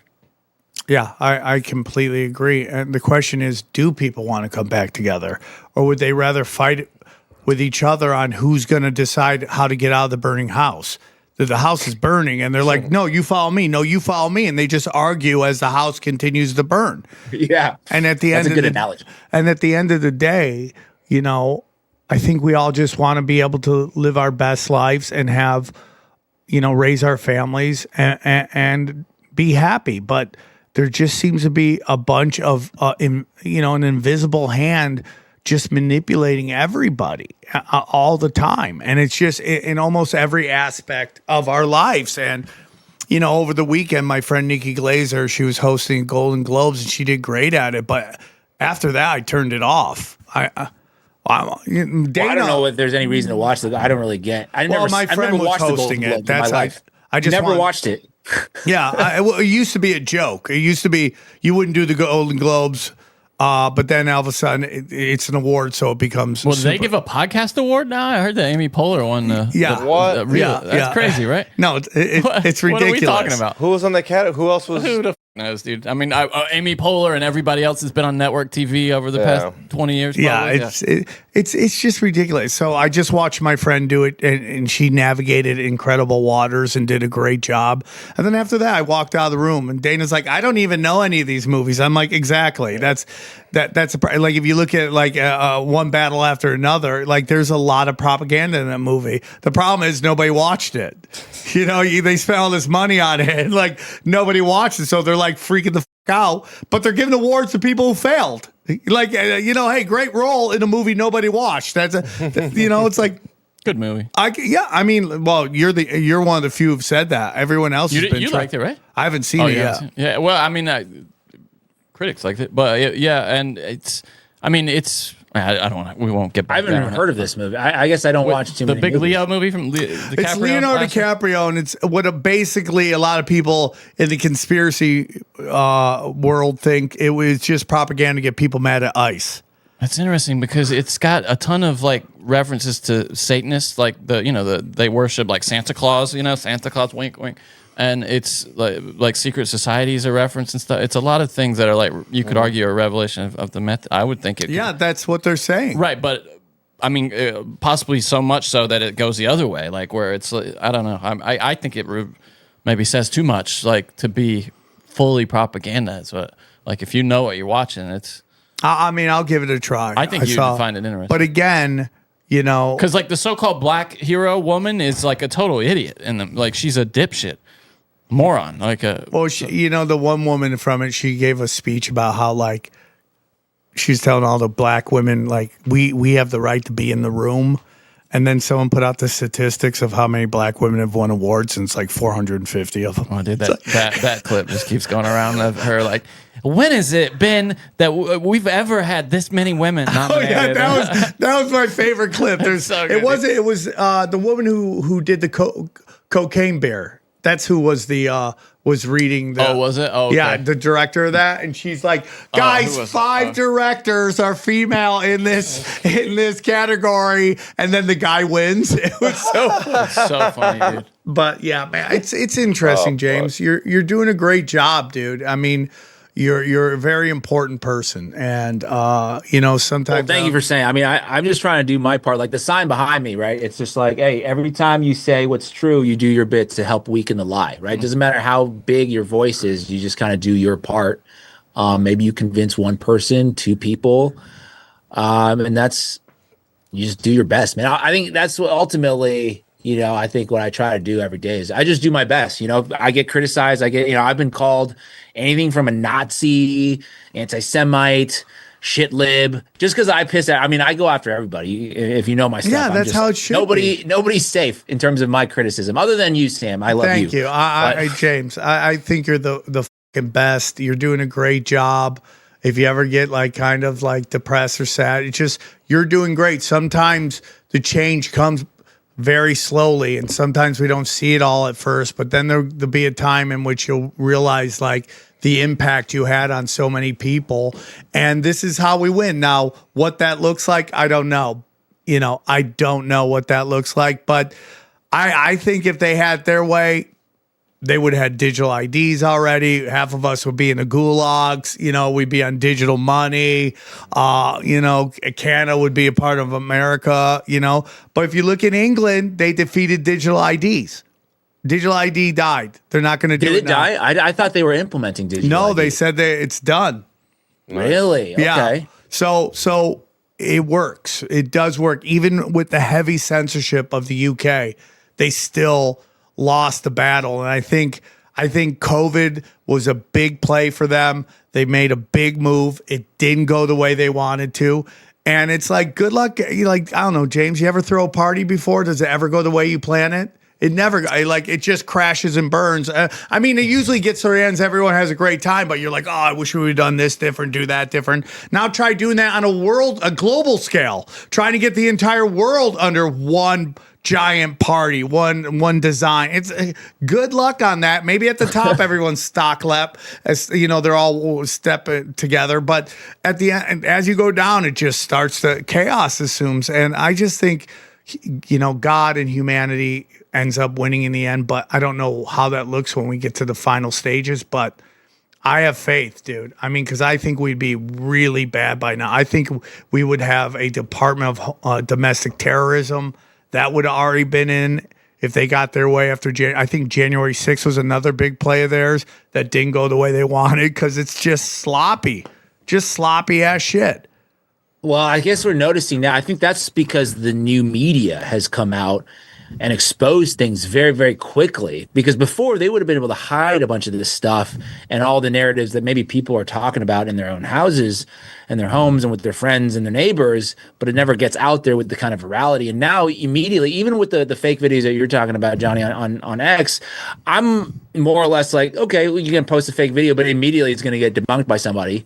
And that's more powerful than saying, all right, we should only have like 3 channels. They get to distribute everything. I think we're still in a better space today than we were, even if we have to deal with like people posting fake videos or old videos claiming there's one thing that it's not. the information, just more distribution and democratized distribution of information is still going to be better than gatekeeping and only having, certain people decide what gets communicated to the public. So in that sense, Sam, I think I still have a lot of hope in what we're trying to do out here. Should. And we just kind of keep fighting that battle every day, being smart out there, of course, and just having humanity and empathy for as many people as you can. I agree, buddy. Great show. Thanks for coming on. We had a wonderful time. As always, the time flies with you every time. One more time, James, tell them where they could find you. You can find me on all platforms except TikTok at 5149 James Lee. Lee spelled with an I. You got the short form stuff on Instagram and X, and then the long form pieces that are 10 plus minutes on YouTube, which I've been working really hard on building out more. So definitely support me there. And if you want to support this kind of independent journalism, even beyond that, you can go to my website, 5149jameslee.com, and you can become a premium member there as well. So I appreciate you, Sam, for having me on and always having my back. So, we always look for people out there who are honest, and that's all you can ask for. And you're one of those people. I throw you guys in there as well. Johnny and XG, in terms of just being good people out there in the world. James, we love you. Thanks for coming on. I look forward to getting down to San Diego, maybe jumping on your show sometime. If you'll slum with me, I'd love to do it. But absolutely, we'll come up to LA, man. I was talking to Mark, and I'm like, hey, we got to get Sam on the show. He's like, yeah, ask anytime, dude. You have my number. Just if I'm in town and you're doing it, I'll come with bells and whistles, dude. I'd love to do it. So thank you, buddy. I look forward to seeing you in person sometime soon. Let's break down the episode. All right, guys, what'd you guys think of the man, the myth, the legend, James Lee? Dude, there's nothing better than watching someone on YouTube and then they come here to the studio and do a podcast. Yeah, we gotta get him in here, dude. Yeah. We gotta get him in here. No, he does great shit. He's been killing it. I mean, dude, he's like the perfect new media. It's funny, I haven't seen it. So what does he do? Kind of. He just does like a 1.5, 2-minute video on subject, and it's like very in depth. He's really good at disseminating information.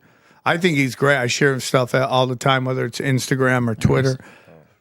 Him and Ian Carroll. I haven't seen Ian Carroll's content. No? I just saw one recently. Yeah, I'm not seeing as much either. It's like they just kind of wiped him off. He started talking about certain things, I think. Yeah, but he was doing that a long time ago. It's just weird that it's happened recently, and you still see people bringing up Ian Carroll's name, but I don't see him that often. I'm sure he's still doing numbers. But Numbies? Is he doing numbies, dude? We're in weird silos, the two of us. Like we see some. We're so. Oh, Johnny! Oh my God, Johnny! I should shave this for Broken Sin, but shave it? I should shave it. Yeah. So I was doing weird World War debate this weekend. Heard about it. Michael Rechtenwald, his wife was there, and she told me about something very interesting, Johnny. And this is, she told me about tombstone algorithms. I don't know what that means. Please tell me. It's basically where, they're like, we're gonna loosen everything up. We're gonna censor less. But for certain people, they put them in a tombstone algorithm, which means they never get seen. They're being shadow banned even when everybody else is being seen. It's literally, look it up, tombstone algorithms. They hide you. And they do it to all the old ones. We've been talking about that forever. Johnny, I'm psychic. Okay. Am I smart or what, XG? Do you think there's any way? XG, am I smart? Super smart. Okay, thank you. Wait, but you just said you were dumb like 20 minutes ago. Yeah, but I'm the world's smartest dumb guy. Is there? But you see, like Ian Carroll, right? Look at Great those guy. numbers. We love him. Look at the numbers he's getting. Talk about stuff. Look at a year of tinfoil. Like, dude, he's doing. I'm not saying dude, was that 8 hours long? Look how long his shows are. 8 hours? Wow. No, he just did he put out his streams into one thing and people just watch it. Oh, he's doing numbies, though. He's doing numbies. He's Should really we start good. a podcast called Numbies? Right. Hey, you know what he's been killing it on? And he went on Tucker for it, the Las Vegas shooting. He goes deep down that rabbit hole.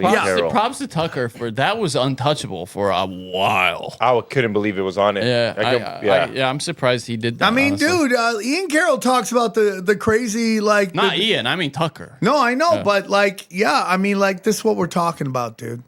Is like, here we go, dude. It's just like, but, and all love and respect Ian Carroll. We love Ian Carroll show. Yeah. Okay. We are the Ian Carroll lovers show of record. Okay. Full homo. All right. But look at the numbers he gets. You know, we get just annihilated now. Could we Rumble put Ian start- Carroll on our thumbnails? Yeah, dude, let's That's what change. I'm wondering. Yeah. No, I just think that channel is just, we'd have to start a whole new channel for everything. And even our newer channel is taking a little bit of being. It's not just the channel. They'll put it like your tag, Sam Tripoli. We should start calling you like Sam Tripoli or something. Yeah, like that. Sam That's how that Tripoli. works. What would you be your gay name if you went gay? You would change your name? I wouldn't change my name. Sam Tripoli is his gay name, by the way, just so you know. Yeah, It's not that gay. It's a kind of manly name. That's what I'm Thank saying. you, dude. Wanna You know, two dudes having sex is as manly as you get. I mean, that's all man. There's no women That's in all there. testosterone. That's all men just going at it, dude. Right? Here, go down. But the really crazy thing, guys, is that Rumble's starting to give us numbers now. Love it. Rumble's giving us like, because for some reason, like, because my friend Kevin, who is at, no, is it Kevin? What is it? Richard? I'm trying to remember. Rumble, hold on. I want to get. You talking about Rick? Rick. Yeah. I'm sorry, Rick. I'm sorry I said that. You know I'm a retard. You heard who knew your name, Rick. Rick. Just remember that. Rick, stop. Stop, Johnny. Stop it. Rick, I'm sorry. Take that out. Okay, there you go. Edit that out. Thank you, Rick. Rick said that they told him he's going to, they're going to start featuring me on the front page. Nice. And like, dude, Cash Daddy's got 53,000 views. So crazy. That's the difference. It's like you get in the front page or get out. That's the same thing with YouTube. If they don't feature on the front page, You're over. and like look at Ben Shapiro because he can't buy ads anymore. There's not featuring him like he used to. His numbers are going. Like, you know how I stopped getting Lex Friedman on my stuff anymore? I had to literally unsubscribe to him. I used to subscribe there's certain to him. content creators I do not recommend this channel. Yeah, do not stop. recommend this channel. Yeah, I'll watch them. all the trying to take out comedians content. Do not recognize. I just say I There's don't so want much of that. Dude, because comedians are the most accessible. Anyways, back to James Lee. I thought he was great. He's just a great guy, dude. He's just a hard worker. I felt bad bringing up all those conspiracies just because he seems kind of pure. Oh, yes. Yeah. Well, I think he was there for it. I mean, I think he was. I can't wait till he does a video on Operation High Jump. Oh, yeah. I can't wait. It's going to be great, dude. Dude, those thumbnails are fire, right? That's a fire thumbnail. Dude, this is just, I mean, ChatGPT is just killing it. Or No, that whatever was AI. iPac who does all my thumbnails, most of my thumbnails. All right, Right here, original Sam Tripoli right here. If you guys look at want that the original, dude. I should sign You that. decided to sell it The at every Sam show. Tripoli original. Look at that. A Who's- nation of retards All right. guarded by psychopaths. All right, if it's so original, who's who? Who's this black guy? Who's the black guy? That's my friend Marcus King. So what was your prompt for that image? Instagram retards. That's what you typed in? I typed a bunch of other stuff, but I'm not going to play your game, Johnny. Yeah. Go to Sam Tripoli. He's trying to recreate your art. Oh, I can see that. Oh, Johnny, That's good what it was. catch. Yeah. Guess who's in the number 2 seat now? Guess who's number 3? Suck You know it. me trying to recreate Suck insane art. it. Guys, go to samtripoli.com. You go down. I haven't put any new dates up, so check out my premium content. I am telling you guys, my content, whether it's a Kurt and Sam experiment, whatever this is, Deep Conspiracy Rewinds, there's no better conspiracy premium content than what you're watching. Occasionally you get a buy chat. Go check it out. Love it, live it, love it. Johnny, can you tell Love it, live it, love it. Right. Okay, can you tell us a little bit about Cash Daddies? I can tell you a little bit about Cash Daddies. Cash Daddies is a show purportedly about finance where we talk about farting in elevators at length. And occasionally, the expert on the show, Howie Dewey, will give you, stock Howie tip. Dewey, bump, bump, bump, bump, bump. Hey, dude, if you want to beat the S&P, go to Cash Daddies. Listen, guys, other premium content that does this, they're like $200 a month. Yeah. Newsletters and stuff. Yeah. Okay? $20 a month. You're like, that's a lot. Trust me, it's not. When you play the game, he plays the game. He's a chess master. He's an idiot savant, heavy on the idiot, and he gets it done. Go down. Chaos Twins, check it out. I promise you, by the next time, I will have a new update for you. And then go to the T-shirts. Woo. New T-shirt. I get my news from Sam Tripoli T-shirt. I'm gonna give one of those to Jeff Dye for free. This guy, because he told me, a bunch of people told me that. I get my news from you. You know who else told me that? What is his name? Ooh, Nate Bargatze. Nate Bargatze, Really? I get my news from you. That's I go, funny. I love it, dude. My mom loves Nate Bargatze. Who doesn't? He's a great comic. He's a great Well, writer just that too. accent, it's like Dude, you know acceptable. he used to be really dirty, and then he decided to work clean, and he just blew up. Who? Oh, Bargatze. Yeah. I thought you said you knew. So I get my news from Sam Tripoli. T-shirts now available. $20, by the way. $20. $20, guys. man. That's We've been it. charging $20 for like a decade now. That's how. a shirt like this should go for what? $200? Would you say? That's what I would say. I just can't. I can't charge people too much money, Yeah, dude. and hoodies are 40. Dude, shirts, it's amazing how much. Like bands will just F you in your beef. $55. It's like, you're suck lucky it. if it's $55. Suck it, Yep. dude. They're $70 now. Yeah. Mineral Kings, Aquatine Hunger Force, Aquacure Hydrogen Brown Gas, Buy Gold and Silver, Chemical Free Body. Dude, Tim James, Chemical Free Body. I'm taking it every day, all the time. Every day. And I feel All the it if I time? don't take it. All the time. I'm constantly smashing it up, snorting it up. EMF rocks. Stop that dirty electricity. Prometheus. If you're a guy starting a show or you got something, you're constantly getting messed with hackers and all this stuff, Prometheus, trust me, get off. Dude, you'll be decentralized, make it happen. And Brain Supreme, if you love XG and his wonderful questions, you need to go to Brain Supreme. Anything else? Hit that like button. Don't forget, go check out our YouTube. If you leave a comment, either Johnny, me, or sometimes Sam replies. But you will It's get a reply. always Sam, guys. Yeah. Every time the person who replies is I did Sam. that with Fluffy because Fluffy was at the Comedy Store and I'm always DMing him and he's always like, thanks, Sam, great. I walked up and I'm like, hey, Fluffy's just stared at me. Yeah. And then I realized he's got a social media course person. he That's does. the only person Yeah. I've been talking to Yeah. the whole time. Yeah. And he's a nice guy. That's no negative him, but I realized like I he's got time to do that. Yeah, he's like hitting me back. No, totally. Dude, I saw John C. Reilly. I pulled this for BS, but he had the funniest story about, he went on, what's the guy's name? The propaganda poster version of it who does that. He's hilarious. The guy who used to be on Come Town with the glasses, who's on AC now. All Things Comedy. Yeah. What the f- can never remember his name. Adam Friedland. Yeah, Adam Friedland. Yeah, he had John C. Reilly on, and John C. Reilly was talking about going on Bob Dylan's radio show, going on it. And what happens is they have a producer come meet you, and this producer asks you a bunch of questions, and they're like, "But answer it like you're talking to Bob." And then so so it's like, "Hey, well, tell me about an early memory of your mom," And like, well, Bob, it was, and then Bob Dylan goes on the radio and is like, I sat down with John C. Reilly a couple weeks ago, and I asked him what he thought about his mama, and it just plays it like he's in the room with. It's the total lie. He doesn't even. That's why, have like, when anything to do everyone's with like, it. we're not going to know it's real. Nothing's been real ever. Yeah. It's all been a lie forever.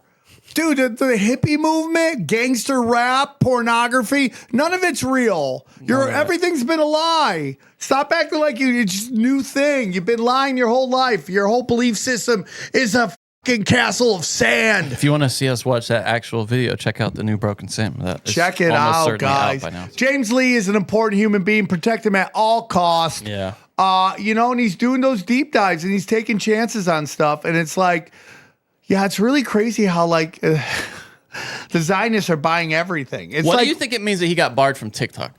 well, because they bought the Zionists bought up the app What I and they mean is, kicked him up. what does that mean for the future of TikTok? Like, do you think it just becomes like a pure propaganda machine? Like, Yeah, it's going to become dumb, violent, or piss people off as long as you're not talking about the Jews. Yeah, it kind of moves in different directions, right? It's like the influence triangle changes. the things you're allowed to talk about. Yeah. So, dude, is Silver taking a shit right now? I mean, it has nowhere to go but down, you would think. It's so high. It's been so high. Let's see. Silver spot. Right. No, it is not. No. Okay. My friend's like, get out of Silver. I'm like, why? I mean, it's up. it's Get down, out. It's down a point, maybe. Not even a point today. Get out. It's up 10% on the week. Okay. Respect on that. Ask him if he knows something. Maybe he knows something. Yeah, it might be some insider trading. Dude, that's crazy. It's saying that doom scrolling has 0 comments on it. They're just ODing on stupid. So that's it, guys. And if you're looking for new content, all my shows are up on samtripoli.com. Yes. I think James Lee is great. I think he's important. I look forward to hopefully doing his show, and then he's always welcome on this show. I mean, dude, we've done 4 great shows in a row. Can we stop? No. We're hurling towards the big 1,000th. I gotta stop, won't stop. So once we get to 40, we really got to start going, when do we think this is going to happen? Yeah. And then try to get a date, set it up, and hopefully everyone can come and hang out. We're holding off on Punch Drunk because it's the 500, the next one. We got to do something. I mean, let's do an episode. How about that? I know, That'd be fun. but we can't just toss off the 500. It's Yeah, a we special- can. No, we can't. We What have do to you do guys want? something. Ari Ari's back? on the road. Let's say you want to go Ari back? Jason's working on it with Ari. We'll see. We'll see. The big 5. Get Steve back, maybe.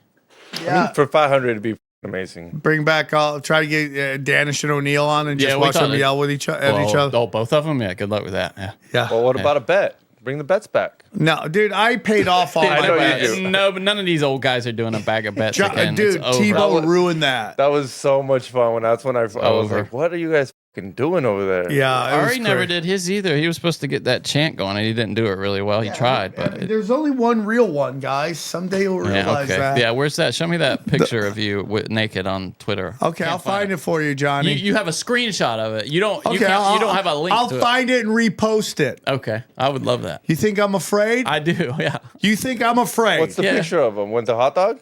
Tell him. So I had to. I forget what the bet I lost, but I had to take a picture of a burnt. Was it a burnt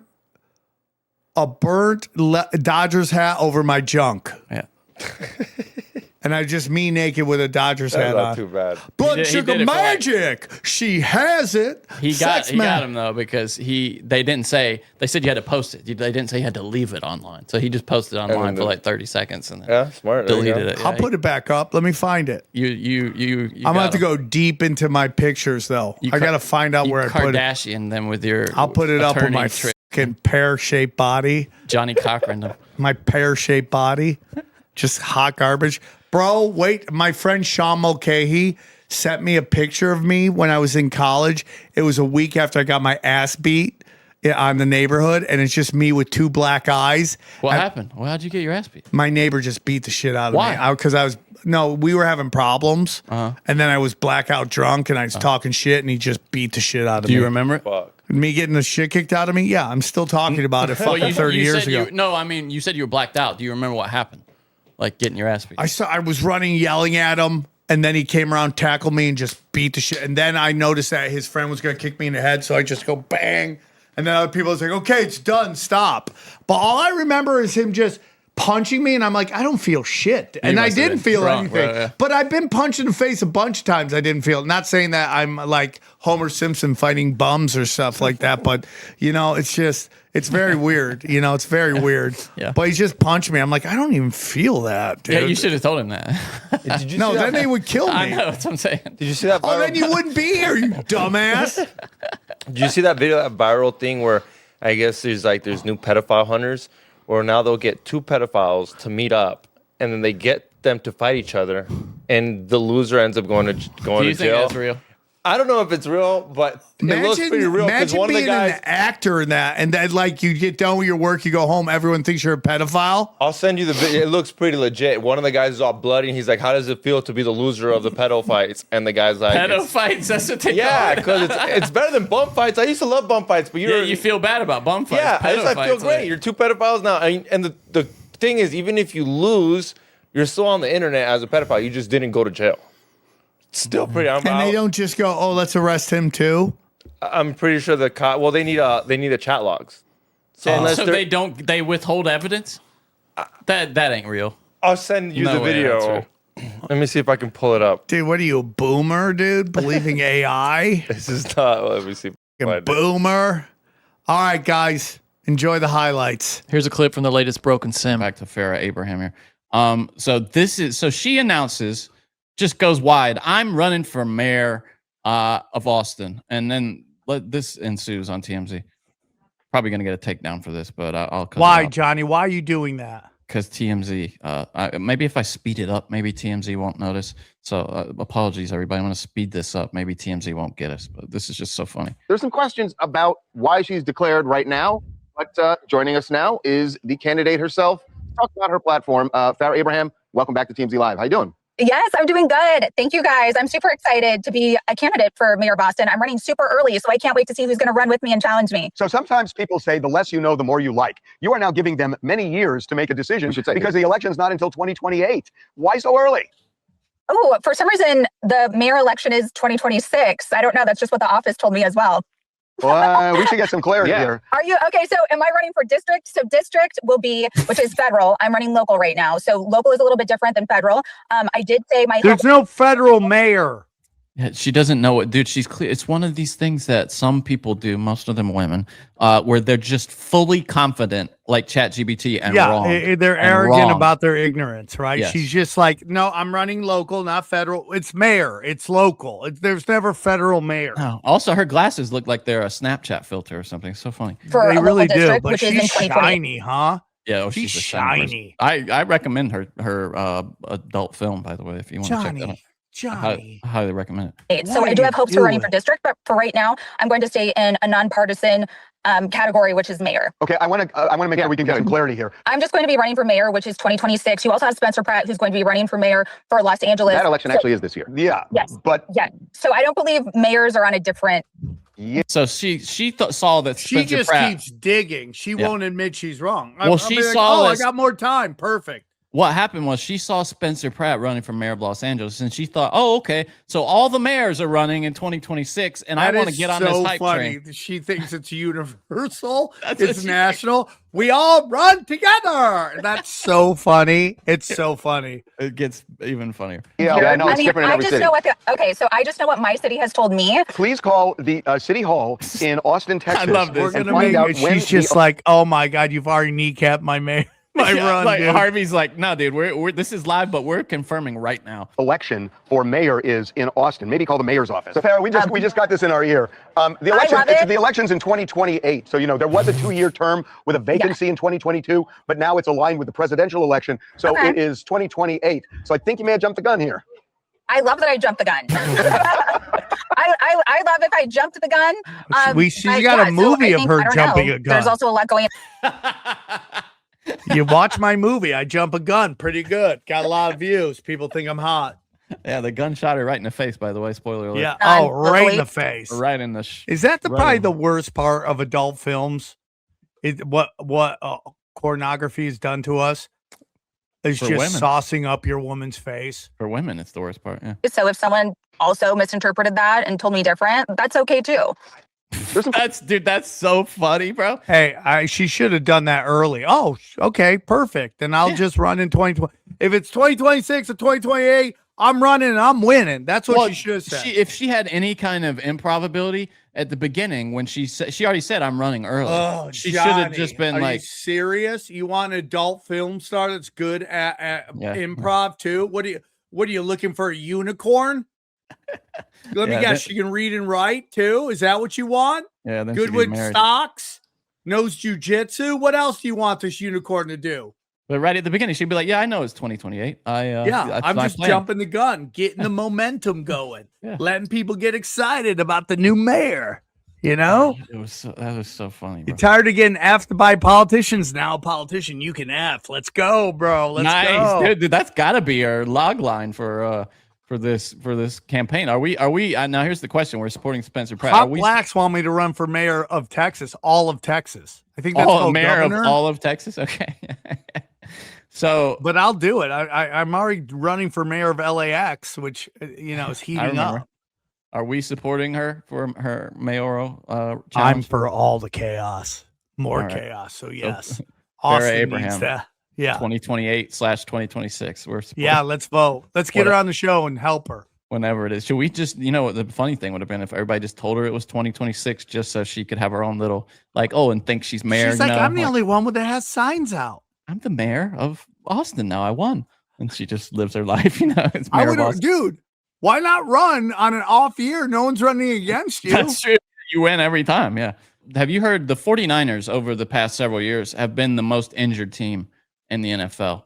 And now there's a theory being put forward that has been seriously, like I saw it reported in the actual news. I got an alert from Apple about this theory. Have you seen this? About why they think the 49ers are the most injured team? Check this out. Yeah, I saw that. I saw that, dude. Okay. That's crazy. Emerged after World War II. My understanding, I'm not an expert on it, but I did some research. When people working with radar were actually burning themselves from the heat of these electromagnetic fields. And so levels were determined, basically a cutoff at a certain power level. You're not going to burn yourself, then it's not going to be a problem.